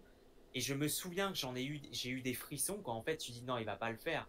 Et qu'en fait, quand il te balance Avengers, et là, t'es en mode non, et Assemble, et avec la musique, le thème d'Alan Silvestri, qui est quand même incroyable, qui reste en tête, ben, en fait, ça a été un des mes plus grands moments de cinéma en termes d'adaptation. Ça a été une claque de ce point de vue-là. Je crois que j'ai jamais eu autant de frissons lors d'un moment de ciné. Alors, j'aurais pu te parler de Spidey, mais en fait, parce qu'en fait, c'est complètement galvaudé. Mais tu dois en retenir qu'un, c'est dommage. Mais c'est ça. Non, mais en plus, c'est galvaudé parce qu'en fait, comme ils jouent que sur la hype, en fait, c'est pour ça que je mets ça à part. Mais ouais, le Avengers Endgame. Endgame. Moi, je pense que oui, en termes émotionnels, et parce que ça parlait aux petits garçons qui étaient en moi, le claquement de doigts. Ah oui. Oui. Le snap de Thanos, voilà. Et l'ouverture des portails quand ils reviennent tous, évidemment. Voilà. Les deux trucs. Voilà. Ok. Bon, bah écoutez, ça a été assez rapide pour les adaptations. C'est très bien. On va revenir aux comics maintenant. On va revenir au papier. Non, avant ça, on va parler de la vraie vie. Ah. Vous savez, celle qui se passe en dehors des bouquins, en dehors des salles de cinéma, etc. La vraie vie avec des vrais gens. On va commencer par Boris. Un souvenir dans la vraie vie par rapport à ces 10 années de comics qui restera pour toi. Ça peut être ce que je proposais dans le sondage, ça peut être en convention, en librairie, une dédicace, un événement, une rencontre, enfin plein de trucs. Mais ce souvenir que tu gardes dans la vraie vie de ces 10 années de comics. Tu veux dire une des questions auxquelles je n'ai pas répondu dans le sondage, Ouais. c'est ça. Parmi tout ce que tu proposes, le moment c'est la convention, alors comment ça s'appelait ? Comic-Con ? Paris. Comic-Con Celle Paris. où on s'est rencontrés, en vrai. Comment ça s'appelait ? C'est vrai. Comment Comic-Con ça Paris. s'appelait comme ça ? Ouais. D'accord. Ok, bah ça s'appelle. Je me souvenais pas que ça s'appelait comme ça. Je dirais ça alors. Ouais, parce que hors lecture, on va dire. Hein. C'est le moment en lien avec les comics qui reste de ces 10 dernières années. Donc, Boris qui s'extrait de sa Corrèze pour monter à la capitale et que l'on voit pour la première fois. Et mon chariot. Donc je dirais ça par le fait de découvrir un peu ce monde d'une autre façon, à travers en rencontrant des artistes, etc. Donc ça, c'était quand même un moment particulier. Et puis le fait de rencontrer tes compères de Comic Stories, ceux que j'ai pu voir à ce moment-là. Voilà. On était 4 ce week-end-là. Il y avait Clément, il y avait Erwan. Attends. J'ai pas vu Clément, moi. Non, j'allais dire, t'es pas venu. j'ai pas vu Boris. Ah non, t'es venu le lendemain. T'es venu le lendemain, toi. Ouais, il est venu le lendemain. Ah, Moi, c'était pas le même jour. Je suis venu qu'un jour. C'est ça. Ouais, c'est ça. Donc voilà, je citerai ce moment-là. Et toi, Clément? Bah, ça va être un peu en lien, mais parce qu'il y a un élément de contexte quand même. Je suis quand même un des plus anciens, quand même. Tu m'étonnes. Si ce n'est le plus ancien. Du coup, hormis toi, Mathieu. À part moi, oui. À part toi. Avec sans doute le record de participation à des podcasts à part toi. Oui. Et moi, c'est pareil. C'est la Comic Con Paris, donc en 2019, c'était juste avant le Covid, je crois. Mais pour deux raisons. Pour deux raisons, en fait. Parce qu'en fait, mais on en avait déjà parlé, je crois, lors d'un podcast, mais je vais quand même le redire. Parce que c'est quand même 10 ans d'aventure. Et qu'en fait, ces 10 ans d'aventure, on noue des liens, etc. Même à distance. Et qu'en fait, il y a quand même eu un running gag entre nous. C'est qu'en fait, à chaque fois, j'ai quand même dit pendant plusieurs années, non mais je vais venir en convention à la PCE et compagnie. Et en fait, à chaque fois, je n'ai pas pu, ou au dernier moment, je ne pouvais pas. Et donc c'est un running gag parce que ça fait des années que je voulais, voir les copains de Comic Stories en vrai. Et à chaque fois, je ne pouvais pas. Et sur la Comic Con Paris, en réalité, quand j'y suis allé, mais c'était pas du tout prévu. C'est qu'à dire, j'avais un truc de prévu le jour même, et en fait, ça s'est annulé au dernier moment, et du coup, j'ai dit, ok, je file à la Comic Con Paris. Et en fait, du jour au lendemain, je suis venu, et j'ai mis fin à un running gag, je pense, depuis près de 7-8 ans. Ouais, de 7 ans, ouais. De 7 ans, ou au bout de 7 ans, j'ai enfin vu Mathieu, qui m'a enfin subi, en vrai, et ça me fait beaucoup rire. Et en vrai, c'était très cool parce que c'est ce que je disais, on noue des liens depuis 10 ans et c'est aussi la force de cette aventure. Parce que pour moi, c'est une aventure, les podcasts de Comic Stories. Et ça s'est fait. Et en plus de ça, pour en revenir quand même sur l'histoire de Comic Stories, parce que c'est quand même rigolo. Moi, quand j'ai intégré Comic Stories, je crois que c'est venu en fait d'une prise de contact avec toi par Twitter, de mémoire. Ouais. Du jour au lendemain, et parce que j'avais envie de parler de comics, je crois que j'avais commencé à faire ouais, j'avais mis un appel parce que j'étais seul sur le site. Et moi, je voulais écrire dessus. Et du coup, je l'ai vu passer. Et du coup, on est passé en contact. Et puis, j'avais commencé le format écrit. Et en fait, mais tu l'avais fait dans ton édito d'ailleurs, qui m'a beaucoup fait marrer, où tu me rends hommage et ça m'a fait beaucoup rire. Et touché aussi, hein, pour être honnête. Et où en fait, même l'idée du podcast est mise au fil d'une discussion. Et puis voilà, donc comme quoi ça vient de rien. Et donc, j'ai mis fin à ce running gag depuis 7 ans et j'en garde un excellent souvenir parce que déjà c'était très cool de passer la journée avec toi et je crois qu'il y avait Erwan ce jour-là. Oui, il y avait Erwan. Et c'était très, très cool déjà parce que ça fait plaisir. Et puis aussi parce que moi ça faisait longtemps que j'avais pas fait de convention, ça devait être sans doute la plus grosse convention que j'ai faite en termes de comics, de la Comic Con, et que c'était génial, j'ai trouvé ça génial. Alors, je suis pas venu le meilleur jour, on était venu le samedi quand même, c'était un peu le jour le plus blindé. Et que j'avais rencontré des auteurs parce que moi j'avais dû faire la Comic Con Paris, mais ça devait être en 2012, donc c'était pas du tout le même format, c'était pas terrible. Je connaissais beaucoup moins en comics et là je connaissais beaucoup plus et j'ai un excellent souvenir par exemple d'avoir pu faire dédicacer 2 numéros de Earth 2 de Tom Taylor. Et Tom Taylor est pour moi un des mecs les plus cool qui soit, ultra souriant, enfin vraiment j'en garde un super souvenir. C'était vraiment cool. Donc ouais, ça c'est mon, franchement c'est mon meilleur souvenir du point de vue Comic Con rencontre. Après évidemment les souvenirs, je me suis quand même tapé des fous rires ou des off. Oui, nos off sont savoureux parfois. Sont quand même savoureux parce qu'on se disait des trucs et surtout je me suis calmé avec l'âge. Mais sur les premiers numéros, j'étais quand même bien plus en roulis, mais donner des off. C'est bien de vieillir des fois. Il y a des trucs, c'est bien. C'est bien que ça s'agit avec le temps. Je suis d'accord. Si je devais garder, évidemment les conventions, évidemment ce week-end de Paris Comic Con parce qu'il était très spécial. Paris Comics Expo, les grandes heures de la Paris Comics Expo. le salon d'Angoulême 2 ou 3 fois, je sais plus. Enfin voilà, c'est vraiment les conventions, parce que les conventions, c'est les moments où on se retrouve entre nous. Alors rarement aussi nombreux qu'effectivement sur ce Comic-Con Paris. Jamais même, à 4 le même week-end, c'est incroyable. Mais c'est aussi le moment où il y a l'espèce de quatrième mur qui se brise. Et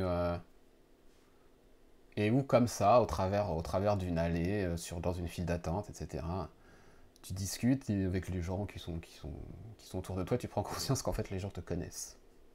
Ouais. Et tu te dis, ah merde, il y a vraiment... Enfin, on voit des chiffres, on voit qu'il y a des gens qui écoutent, qui téléchargent, qui lisent, etc. Et là, d'un coup, ces personnes, elles deviennent très réelles. Elles te disent, ah mais j'écoute Comic Stories, ah mais j'ai lu tel article et machin. Et tu as une espèce de... Oh, ça te tombe sur le coin du nez, tu te dis, ah ouais, ils existent ces gens-là en fait. Et d'ailleurs, pour aller dans ton sens, ça me rappelle un truc sur la Comic Con, justement. C'est que je me souviens que je faisais la queue, je crois, pour attendre dédicacer un auteur, et je parlais avec des gens. Et puis je leur dis, bon, bah, je fais des podcasts pour un truc et tout ça.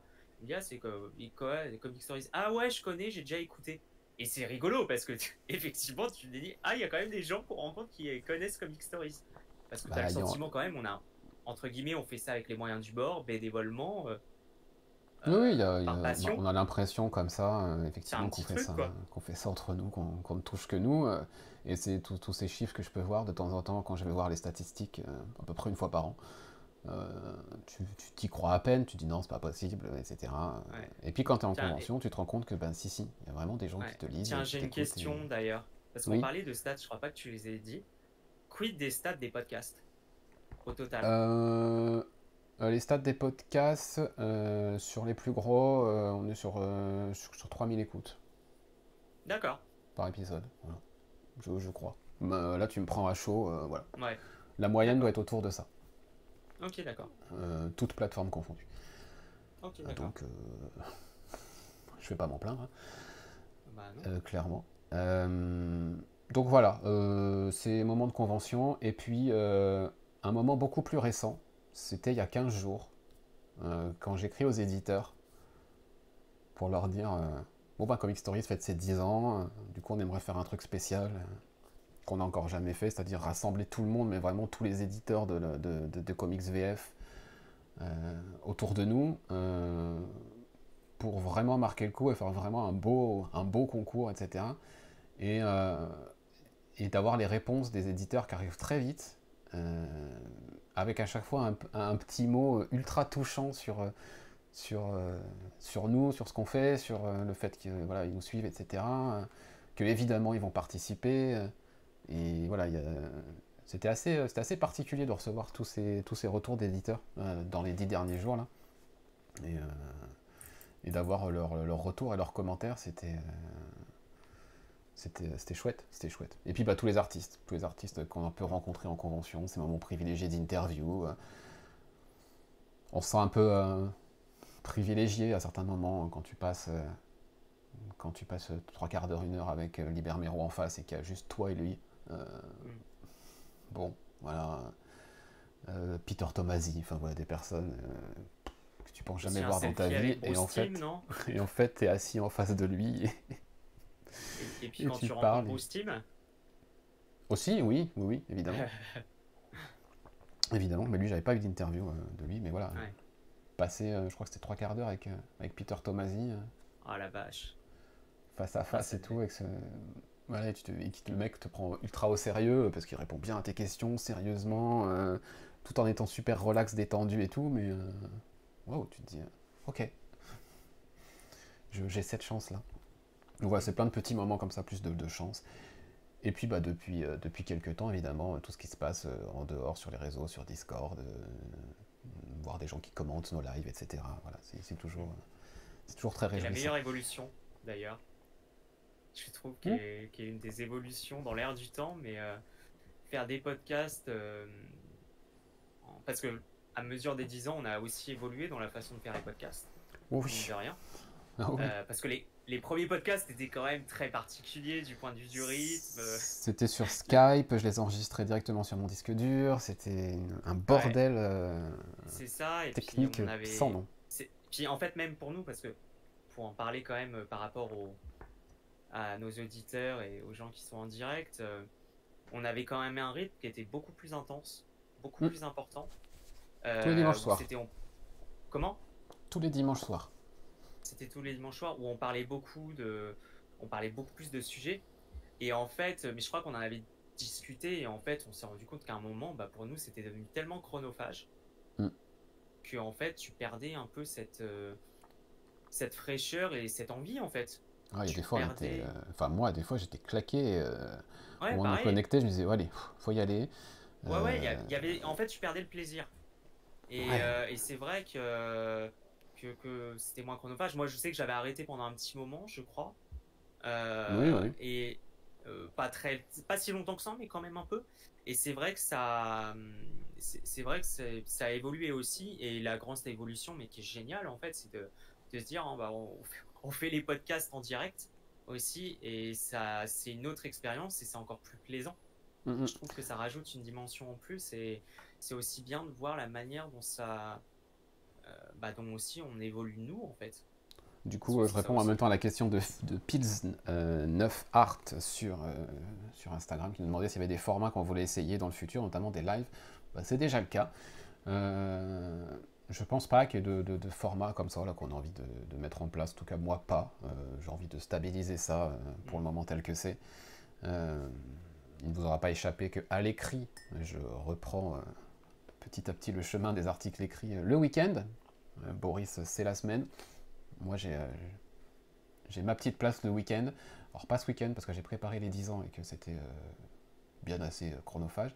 Mais voilà, le week-end, mon petit article. Et puis, notamment, ce nouveau format sur l'abécédaire, on va dire. Donc, avec P comme pre-orders la semaine dernière. Voilà, si on veut parler de nouveaux formats qu'on veut tester, peut-être ce genre de truc pour moi.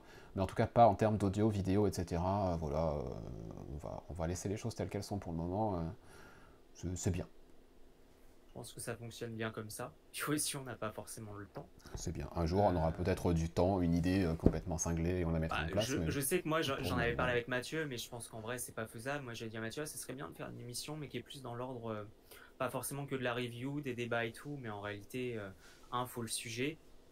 Faut avoir l'envie aussi de débattre sur le sujet, la matière pour. Et puis un roster aussi de personnes qu'on peut recevoir, qui peuvent changer aussi en fonction des sujets, etc. qu'on n'a pas forcément, parce que tout ça prend du temps. Voilà. C'est ça. Allez, on revient au papier. Et là, on va se poser les 3 questions qu'on évite depuis le début d'aborder, mais là, il va falloir. On va commencer par le scénariste de cette décennie. Pour nous, pour vous. Allez, peut-être 2 ou 3, mais pas plus. Juste comme ça, 2 ou 3 noms. Sur cette décennie, le scénariste que vous retiendrez, ce serait lequel ? En vrai, c'est dur. J'ai 2 noms qui me viennent naturellement. Alors, si c'est 2, c'est bien. 2 au moins. Y en a un qui va pas Enfin, je pense que ça va pas surprendre. Pour moi, évidemment, le premier nom qui me vient à l'esprit, évidemment, j'ai une attache particulière, mais je trouve qu'il a explosé sur les 10 ans. Jeff Lemire. Ok, et le deuxième ? J'aurais tendance à dire, parce que je trouve qu'il a explosé, et moi je l'avais découvert au début que je lisais des comics, parce que c'était je crois, protégé de Snyder, de Scott Snyder. Moi je dirais James Tynion Ford. Okay. Parce que pour moi il a explosé durant cette décennie. Et après le troisième nom, en vrai, j'ai pas... Là, comme ça, j'ai pas... Si t'en as que 2, c'est pas grave, hein, c'est bien. J'aurais aimé avoir... En vrai, j'aurais aimé avoir une... allez, pour le plaisir, je vais le dire parce que ça fait plaisir de le dire, même si je pense que j'exagère, mais ça fait plaisir. Du côté de chez nous, des Français, est-ce qu'on peut pas mettre en avant quand même Elsa Chartier ? Parce que franchement... En scénariste ? Ouais. C'est pas... Non. Si. Non, elle est pas scénariste, putain, dessinateur, je suis con. Tu reprends la parole tout à l'heure. Voilà. Non, j'exagère, mais c'est pas pour mettre en l'honneur. Je dis ça dans le sens, on a quand même la chance d'avoir quelques Français. Alors, Outquapel, on ne présente plus. On a quand même la chance d'avoir des Français dans l'industrie qui percent. Et je pense qu'il faut les mettre en avant aussi. Ok. Boris, 2, 3, pas plus. On va faire 2. Allez. Je vais faire comme Clément, c'est plus facile. moi, c'est oui, le scénariste qui régulièrement, on va dire, une fois qu'il y a quelque chose d'eux qui sort, c'est forcément quelque chose qui m'intéresse et généralement qui va me procurer des émotions et un vrai plaisir de lecture, même si pour le premier que je vais citer, il y a un peu de déchet récemment. C'est le même que Clément, c'est Jeff Lemire. Puisque c'est quand même un scénariste qui, à travers certaines œuvres comme Essex County, Royal City, etc., c'est vraiment des œuvres majeures pour moi. Et puis le deuxième, j'en ai déjà parlé tout à l'heure, parce que je suis quand même un fan du genre polar, thriller, et c'est Ed Brubaker. Moi, c'est vraiment un scénariste. Oui, c'est un achat direct à chaque fois qu'il propose quelque chose. Et là, contrairement à Jeff Lemire, je trouve que ses récentes productions sont de très haut niveau. Parmi ses meilleurs, donc même s'il a fait d'autres choses excellentes avant, voilà, il n'y a pas de baisse de qualité de son côté, donc voilà, moi c'est les deux scénaristes vraiment qui me viennent en tête. Ok, ouais. Ouais, c'est difficile parce que j'ai aussi des souvenirs personnels avec certains, donc du coup, il y a un moment où les moments passés, partagés, et toutes ces petites aventures qu'on a pu vivre avec les uns ou les autres, ça impacte peut-être un peu mon jugement, entre guillemets. J'en ai trois malgré tout. Jeff Lemire, évidemment. Voilà, parce que, effectivement, sur ces 10 ans, je pense que c'est peut-être celui, ou un de ceux en tout cas, qui a signé le plus de pépites. Voilà. De Trillium jusqu'à maintenant. Avec Fish Flies récemment, voilà, il a traversé la décennie en étant presque tout le temps au sommet, donc dans tous les genres en plus, donc ouais, Jeff Lemire. James Tynion Ford, ouais. Avec le petit biais aussi perso, mais voilà, l'élève de Scott Snyder qui dépasse le maître largement pour devenir maintenant le mastodonte de cette industrie et l'Eisner Award du meilleur scénariste cette année, je crois qu'il avait déjà eu l'année dernière. Ouais. Voilà, en plus d'être un chic type, voilà, c'est quand même un des grands de ces 10 dernières années. Et aussi parce que c'est un chic type, William Maxwell Prince. Parce que il n'y a que lui qui est capable de faire ce qu'il fait dans le genre où il est. Je trouve. Voilà. Ice Cream Man, AA, Swan Songs maintenant. C'est quelqu'un de brillant, qui est un des rares et des seuls capables d'écrire des épisodes de 20 pages qui soient des one-shots. Et qu'on a lu que 20 ou 30 pages, on a l'impression d'avoir fait un voyage, comme si on avait lu un graphic novel entier. Alors que non, il nous a tout fait tenir ça en 20 pages, et c'est à chaque fois une expérience. Donc voilà, ces trois-là, pour moi, c'est... actuellement, on n'est pas loin de, voilà, du panthéon. Et en termes d'artistes, alors Clément, vas-y, tu peux y aller. Ouais. Non, j'en ai un qui me vient naturellement. Peut-être alors, que je le surestime. Honnêtement, alors, non, allez, je vais en dire deux styles diamétralement opposés. Sorrentino. Ouais. Parce que honnêtement, il m'a fait des explosions de rétine sur tellement de trucs durant les 10 ans. Je l'ai découvert en fait durant ces 10 ans et franchement, je trouve qu'il a un talent de dingue dans la construction des planches. Il m'a tellement bluffé. Récemment, qui m'a bluffé, alors j'exagère peut-être, mais Redondo. Parce que je trouve que ses covers, ce qu'il fait, c'est incroyable. Et comme je le disais avant, je veux quand même mentionner, parce que je veux mentionner une Française dans la décennie, parce que je pense qu'il faut dire qu'il y a des Français qui parviennent à se faire une place dans l'industrie, Elsa Chartier. J'exagère évidemment. Non, je trouve pas, t'as un beau trio. Oui, parce que une Française est vraiment, il faut le souligner encore une fois. Et ensuite, parce que mine de rien, c'est quand même une qualité rare. Sincèrement, je trouve qu'elle a un style qui se retrouve. Tout de suite, tu peux identifier son style, alors qu'il se rapproche de Darwyn Cooke. Oui. Je trouve qu'il s'inspire beaucoup de Darwyn Cooke, mais je crois même qu'elle le dit. Oui, bon, il y a pire comme référence. Ah oui, oui, complètement. Et vraiment, elle a un style qui se reconnaît. Et encore une fois, réussir à percer dans l'industrie et de bosser quand même avec des grands. Enfin, je sais pas, mais je me dis quand même que bosser avec Tom King, qui a ses qualités et défauts du point de vue scénaristique, faut quand même réussir. Et puis bosser pour DC Comics, quoi. Enfin, je veux dire, à un moment donné, être français et réussir à s'intégrer dans une mastodonte qui est DC Comics, c'est fort. C'est très fort. Donc, il faut le souligner. Et voilà. Enfin. Et j'oublie sans doute des noms parce que il y a tellement en vrai, il y a tellement de scénaristes, mais ouais, non, mais c'est vraiment les deux qui me viennent. Et toi, Boris, les 2 ou 3 artistes de la décennie? Alors, c'est une question très compliquée parce que c'est tellement subjectif et qu'est-ce que. Enfin voilà.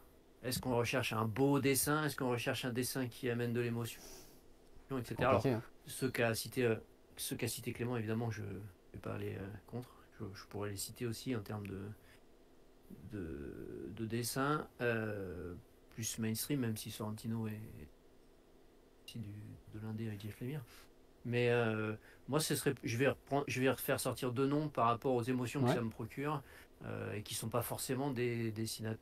Enfin, pour le premier en tout cas, un dessinateur qui plaît à tout le monde. Je vais reprendre Jeff Lemire. Moi, le dessin de Jeff Lemire, oui. Pour moi, c'est un régal. C'est-à-dire que ça va avec les histoires évidemment qu'il raconte. Ces histoires intimistes, touchantes. Donc forcément, ça va avec et ça a une influence, j'imagine, sur mon ressenti. Mais moi, ces planches, je les trouve magnifiques, quoi. Alors, il a évidemment pas un trait mainstream qui va, voilà, qu'on peut qualifier de beau au sens beau à regarder. Mais en termes d'émotion, moi, c'est vraiment un dessinateur qui me touche. Et puis un peu plus, voilà, enfin différent, mais qui aussi m'apporte beaucoup de choses, c'est Daniel Warren Johnson.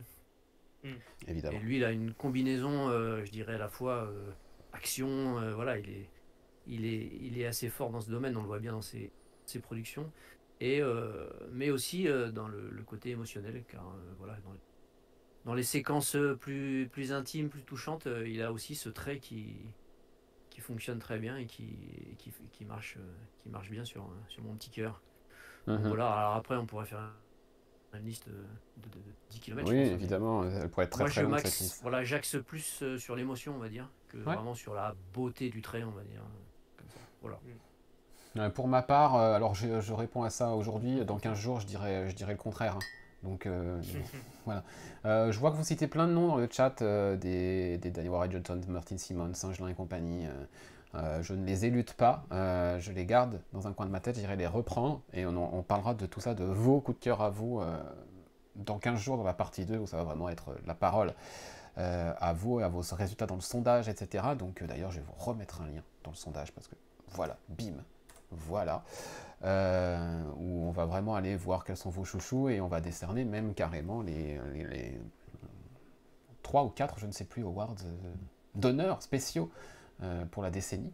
Donc ça compte ce que vous dites dans le chat et ce que vous allez dire sur ce sondage et ce que vous direz aussi dans les stories sur Instagram et autres dans les 15 jours qui viennent. Donc tous ces noms-là ne seront pas oubliés évidemment. Moi, si je dois en retenir 2 ou 3, il y aura Jeff Lemire, parce que c'est vrai que ça me touche aussi ce qu'il fait graphiquement. Daniel Warren Johnson, je suis d'accord. On est sur quelque chose de vraiment assez remarquable. Voilà, Duo Powerbomb, encore une fois, Duo Powerbomb, quoi. Et le troisième, et c'est dur de n'en garder plus qu'un après, parce que j'en ai lu des trucs. Peut-être Martin Simmons. Martin Simmons, il est assez incroyable. Non, il y en a un que tout le monde attend et je ne l'ai pas oublié. Hein. Mais il arrivera après parce que moi je connais les questions. Donc voilà. Ouais, Simmons, Lemire et Johnson. Warren Johnson. Ouais, c'est pas mal comme trio. Pas mal comme trio. Pour ceux qui ont vraiment traversé cette décennie. Maintenant, celui ou celle que vous allez retenir comme étant ce que j'appelle la rising star, vraiment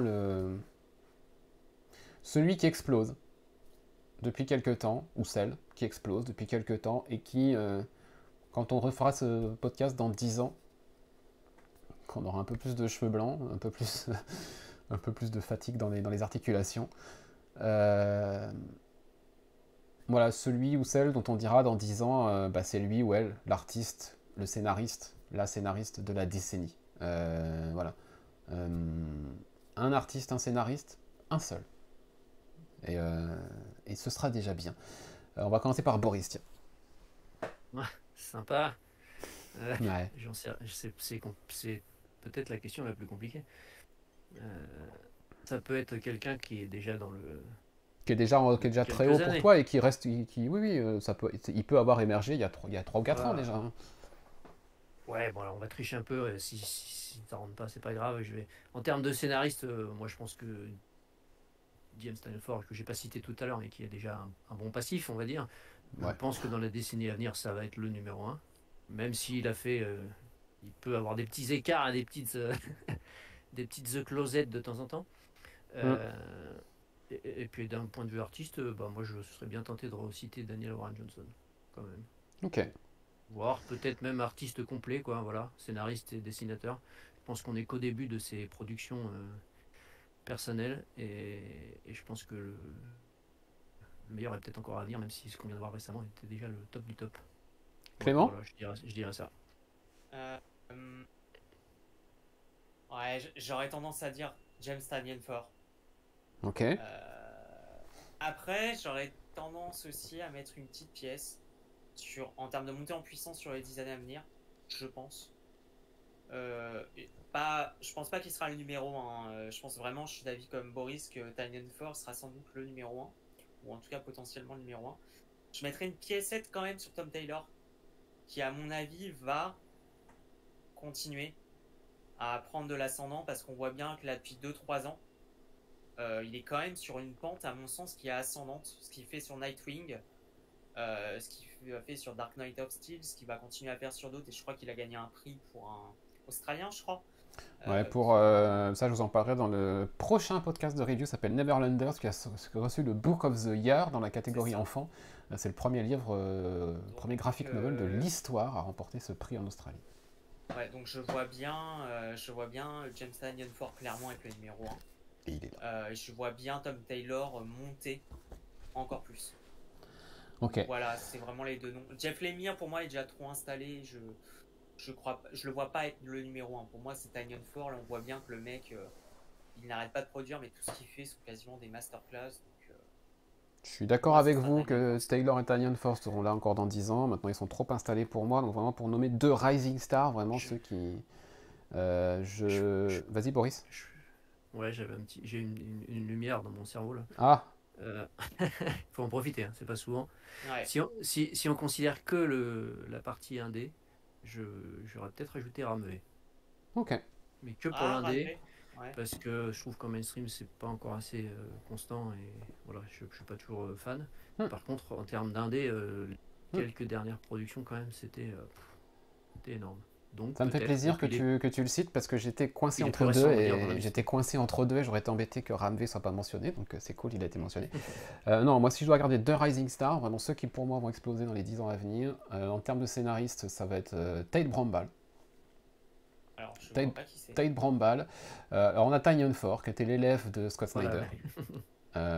Tynion Ford était l'élève de Scott Snyder et Tynion Ford depuis quelques années, il forme un petit jeune qui s'appelle Tate Bramball. Qui a écrit le premier arc de House of Slaughter, qui est en train de nous écrire The Oddly Pedestrian Life of Christopher Chaos en ce moment, qui nous a écrit Behold the Behemoth cette année. Et ce mec-là, je vous mets une pièce que dans 10 ans, il fera partie des grands, clairement. Il en est vraiment à ses tout débuts de carrière, mais il y a vraiment quelque chose dans son écriture. Tynion Ford l'a formé, enfin voilà, l'a accompagné, est en train de le lancer sur une rampe de lancement absolument royale. Et je pense qu'il a la meilleure école avec ce mec-là. Et son écriture, elle est vraiment très très très très bonne déjà pour son jeune âge et son peu d'expérience actuellement.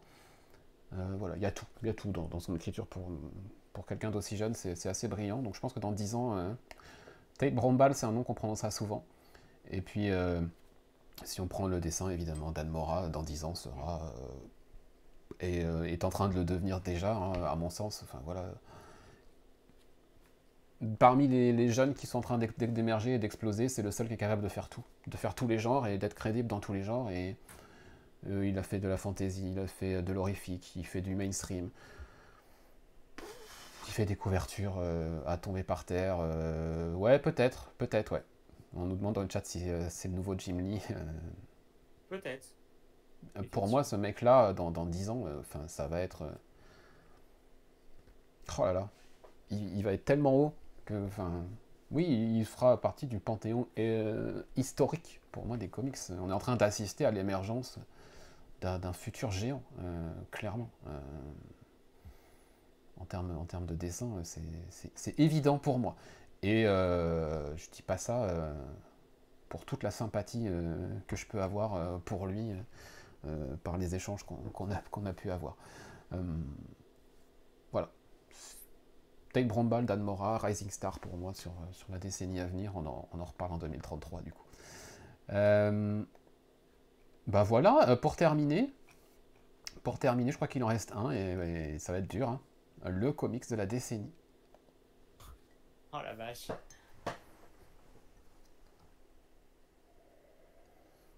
Bon courage, moi je ne sais pas. J'entends plus moi. Ça ouais, je coupe aussi bizarrement. Non mais c'est un. Moi j'en ai un. J'en ai peut-être un. Comics de la décennie. Bah ouais, encore, là j'ai encore en pensé à d'autres et c'est compliqué. Non, c'est pas possible de répondre à ça. C'est impossible. Comics allez, de la deux ou trois, pas plus. Oh, bah même ça. Moi je me lance. J'ai mis des réponses, mais je me. Trillium de Jeff Lemire. De quoi? Trillium de Jeff Lemire, qui a été sur cette dernière décennie, je pense la première grande claque énorme que je me suis prise. Une expérience de lecture à chaque numéro. Voilà. Saga parce que c'est Saga. Et Daredevil End of Days de Bendis et David Mack, pour citer un titre en mainstream. Voilà, c'est mes trois sur la décennie à mon avis.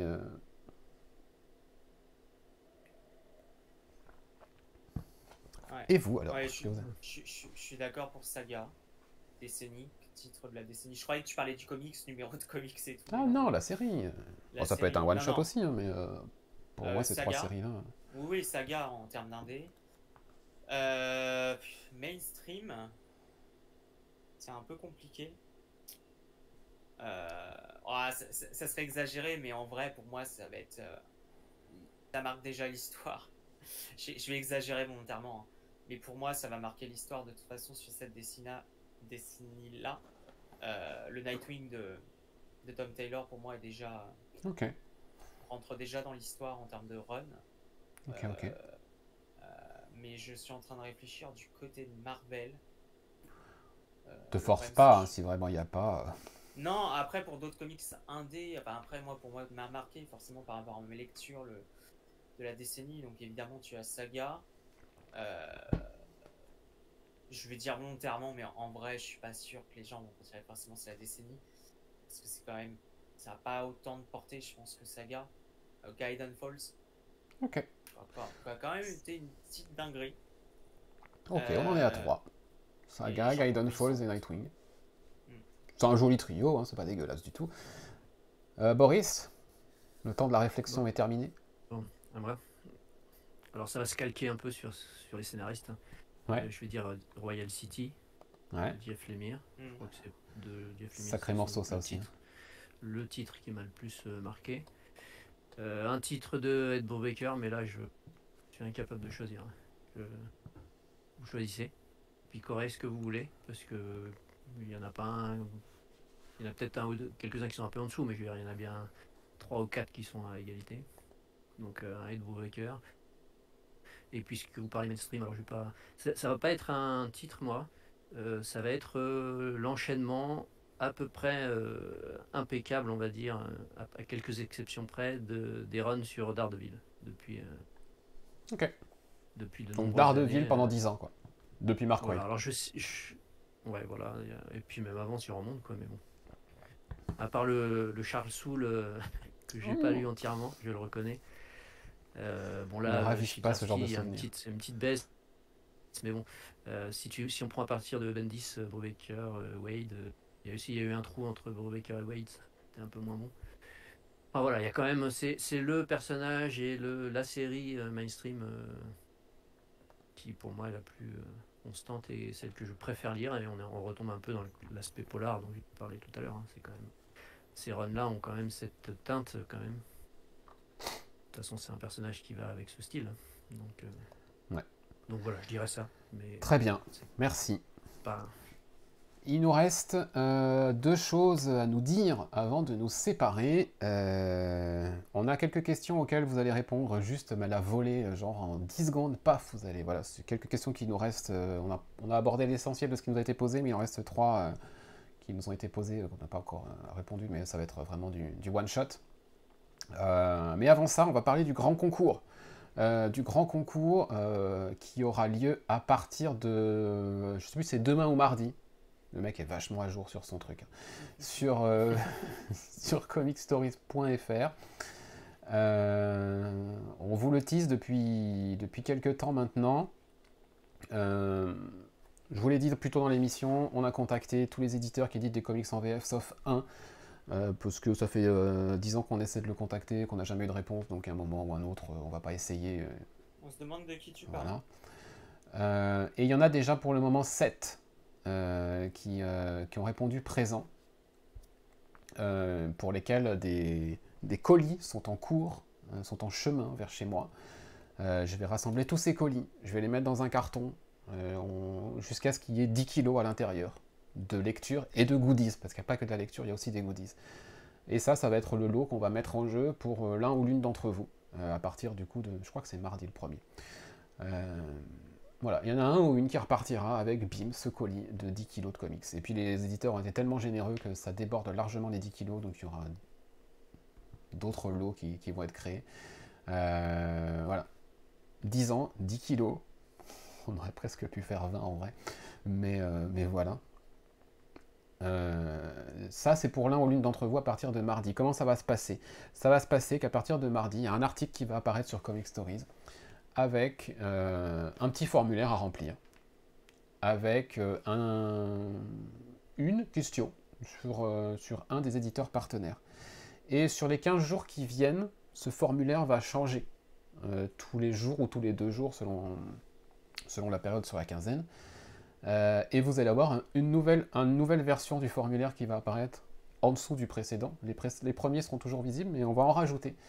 Au fur et à mesure qu'on va dévoiler et mettre en avant les éditeurs qui participent avec nous, on va rajouter des formulaires.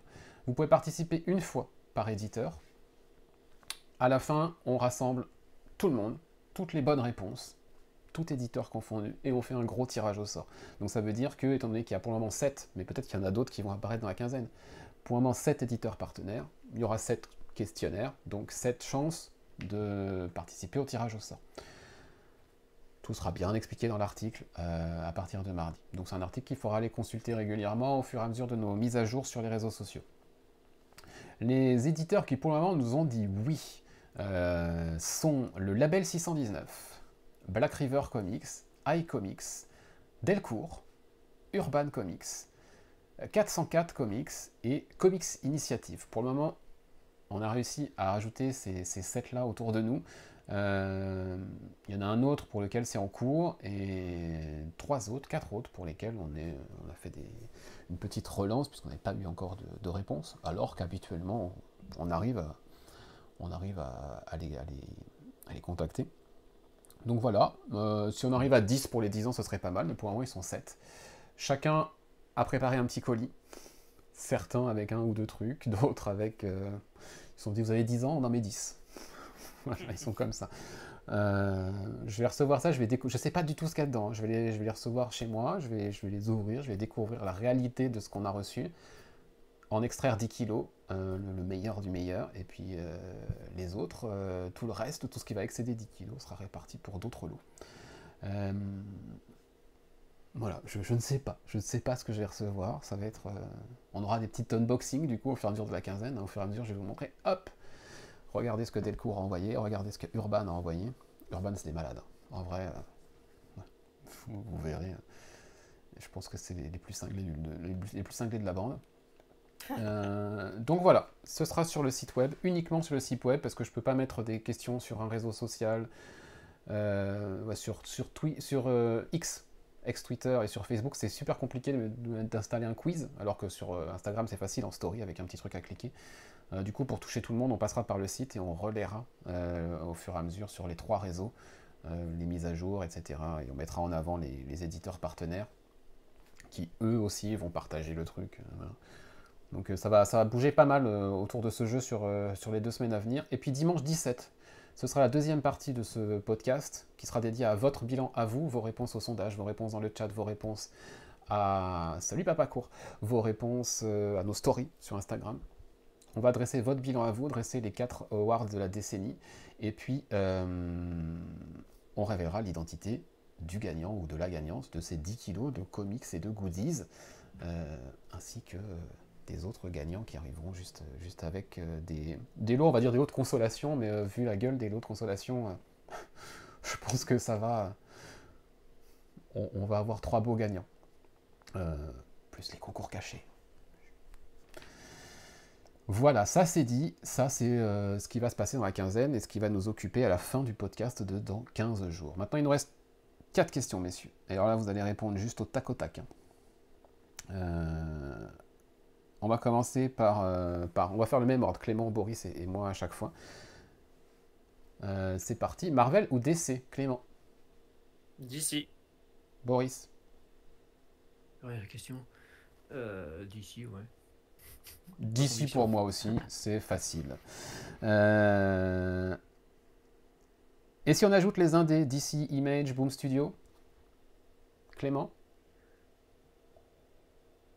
Faut choisir en plus entre DC. Entre DC et les autres indés.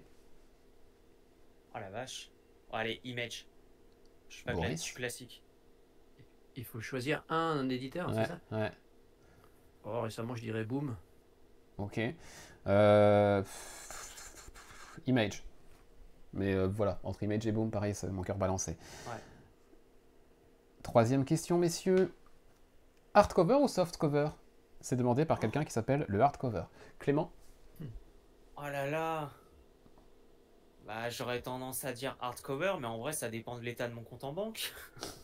Boris? C'est un peu la même réponse, hein. Moi, les deux, j'ai pas de préférence, c'est pas grave. Non, c'est pas grave. Du moment que ce qui est à l'intérieur est de qualité, Oui. ça me va. Oui, Moi, pareil. softcover, Ouais, pareil. softcover pour le prix et le confort de lecture et hardcover pour l'objet. Oui, non, mais c'est ça, c'est exactement ça. Ouais, c'est- C'est ça. Et Ouais, c'est une ça. dernière question, messieurs.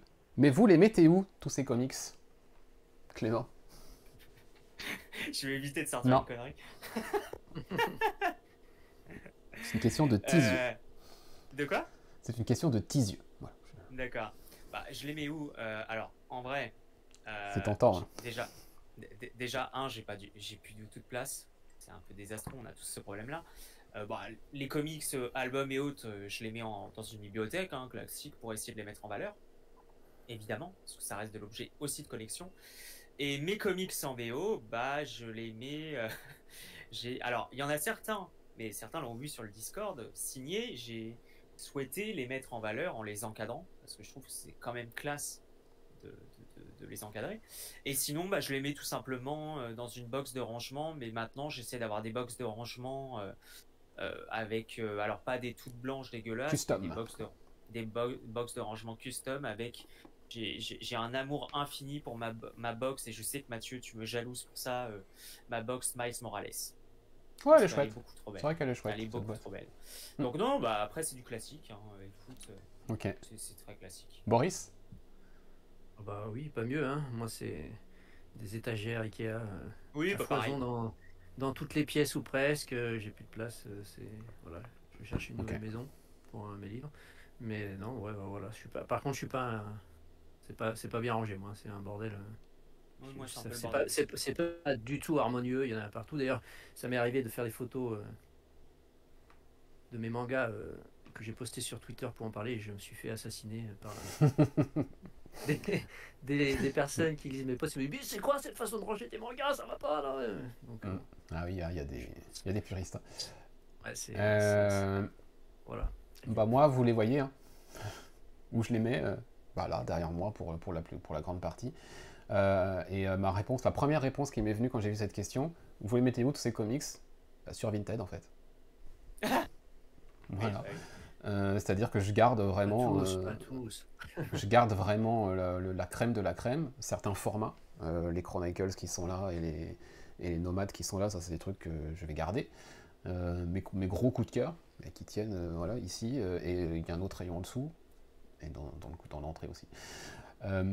Pour le reste sur Vinted, j'ai fini de m'encombrer, de garder tout ce que je lis et tout ce que j'achète, tout ce qu'on m'envoie, parce que parfois, Giant Days, il est dans l'entrée. Il est bien en avant, c'est mieux. Mais un jour, il faudra qu'il vienne ici derrière, ouais. Quand tout ça sera bien aménagé. Voilà, mais sinon Vinted, ouais.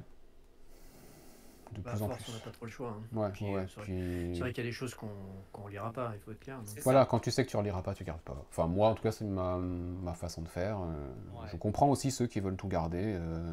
J'ai cette tendance-là, moi j'ai une tendance aspect collection, je suis attaché aux titres que j'ai ça se achetés comprend, qui datent. Après, il y a des titres, clairement, effectivement, là j'en ai mis en vente parce que honnêtement, j'ai pas aimé l'expérience donc je m'en fous. Mais c'est vrai qu'il y a plein de titres, la majorité en réalité, je vais pouvoir les garder aussi parce que je me dis, c'est con, hein, mais aussi si un jour l'envie me prend d'en revendre, il y a des titres, honnêtement, je sais très bien qui. C'est con, mais ça va coter.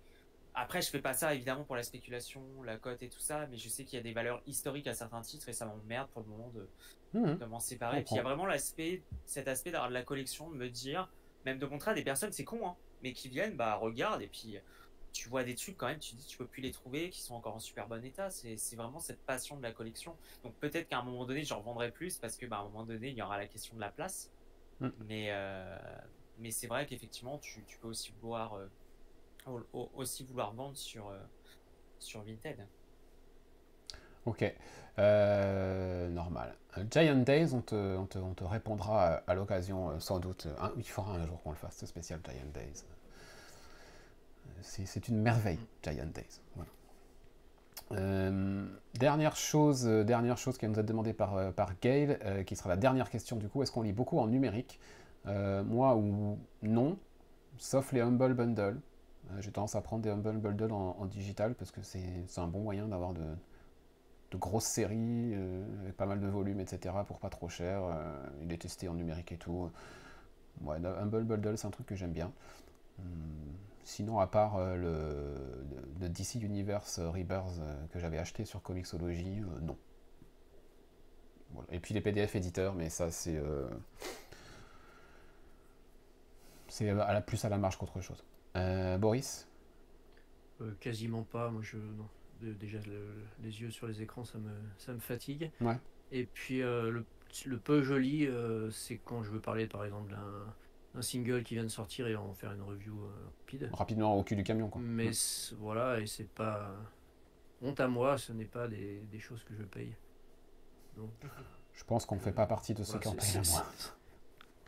Oui, avec ce que je prends en papier, ça va, ça rentabilise. Mais voilà, c'est vraiment pour parler de quelque chose qui vient de sortir et en parler vite et que je sais que je ne le recevrai pas avant plusieurs semaines dans un colis ou un truc comme ça. Donc là, je prends, mais sinon, non, pas du tout, je n'aime pas ça du tout. Et même les PDF éditeurs qui me sont proposés, je ne prends pas parce que je sais que ça va me passer. Donc non, c'est vraiment à l'ancienne. Clément? Alors, je ne suis pas aussi vieux que Boris, du coup, mais malgré tout, c'est aussi une question pour les écrans. Désolé, j'ai pas pu m'empêcher. La tag gratuite.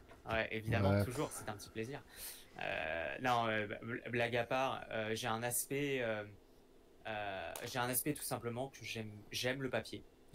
J'aime le papier, j'aime la lecture sur papier, et donc j'ai jamais eu l'envie de lire en numérique parce que j'aime l'objet en fait. J'aime l'objet, alors c'est mon côté matérialiste aussi, hein, mais j'aime l'objet papier et que je préfère tout simplement avoir une belle bibliothèque et pouvoir me dire que si j'ai envie de les relire, je les relis, mais avec... C'est bête, hein, l'odeur du papier aussi. C'est un truc auquel je suis attaché. C'est sûr qu'une tablette, ça sent moins. Hein. Exactement, ouais. Peut-être que certains inventeront un jour la tablette qui sent l'odeur de papier, on ne sait pas. Mais c'est vraiment, je suis attaché au format papier, ce plaisir de de tourner des pages. Je dis ça, alors j'ai l'impression de parler comme un vieux, alors que j'ai même pas dépassé les 30 ans. Non, je suis attaché vraiment au... Je je suis attaché tout simplement au support papier, au plaisir de lire sur papier. Il y a aussi une question pour les yeux aussi, parce que je bosse déjà beaucoup sur écran, donc j'ai pas forcément envie de m'infliger la lecture sur écran. Et puis et je pense que c'est bien aussi de aussi parce que je suis aussi attaché, j'ai pas envie. Je défends le support physique. Et dans sa généralité, je suis un défenseur du support physique pour les bouquins. Je suis un défenseur aussi, un défenseur du support physique pour l'audiovisuel. Et donc je pense que si j'ai pas envie qu'on aille vers le tout numérique pour ce genre de choses, aussi parce que je vois que mine de rien, Guy dit quelque chose sur l'électricité, on peut lire, mais aussi parce que, et alors je fais un petit biais, on le constate aussi. Malheureusement pas avec les plateformes de streaming sur les offres cinématographiques de séries et tout, je me dis aussi que si on n'a pas le papier, c'est aussi ça permet aussi de faire perdurer l'objet, et qu'on constate par exemple sur des séries que sur des plateformes, une fois que c'est supprimé, il n'y a plus. Alors évidemment tu pourrais te dire, tu peux avoir évidemment le téléchargement illégal, mais je pense que c'est important aussi d'avoir le support papier aussi en termes d'objets d'histoire. C'est con, hein, mais en termes d'objets d'histoire, parce qu'après tout, du point de vue valeur historique, des choses qu'on a lues, dans 70 ans, 60 ans, peut-être que ça aura la même valeur ou la même portée qu'un Batman numéro 1, qu'un Action Comics numéro 1. Il y a une valeur historique aussi potentielle, et je pense que c'est important d'avoir le papier, de défendre le support papier. Ok.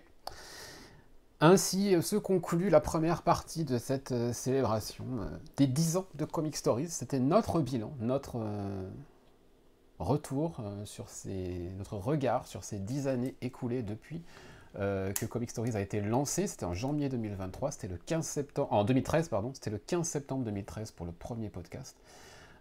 C'était notre côté à nous de la lorgnette, j'ai envie de dire. Dans 15 jours, 17 septembre, ici encore à 10h30, on se retrouve pour la deuxième partie. Et cette fois, ce sera votre bilan. La parole sera à vous, et on prendra beaucoup de plaisir à découvrir toutes les réponses que vous avez apportées à notre sondage et à nos diverses questions. Il y a vraiment de chouettes trucs qui se disent dans les réponses, donc continuez à nous en apporter sur le sondage en ligne, sur comicstories.fr ou plus haut dans le chat. Et puis sur les stories qui arriveront dans les 15 jours qui viennent. Bonne chance à tous et à toutes pour votre participation au concours qui commence mardi, j'ai vérifié. Le gros concours 10 ans égale 10 kilos de comics et goodies pour l'un ou l'une d'entre vous. Tu peux répondre au formulaire si tu souhaites. Vous avez le droit de revenir sur votre formulaire pour y modifier, il n'y a pas de souci. Voilà. Merci d'avoir été là ce matin. Merci, comme dit Clément, à vous de nous écouter depuis maintenant 10 ans. Parce que, évidemment, c'est aussi une des grandes raisons de cette longévité. C'est vous, tout simplement. Donc, on aura l'occasion de vous remercier comme il se doit dans 15 jours. Mais merci déjà. 17 septembre, même lieu, même heure, 10h30. Et ce sera la deuxième partie de Comic Stories avec un 10 dedans. Et merci pour tous les petits commentaires que je vois défiler dans le chat. Ça nous fait énormément plaisir. Prenez soin de vous d'ici là. Bonne quinzaine. Et surtout, plus que jamais, bonne lecture. Salut. Salut. Salut.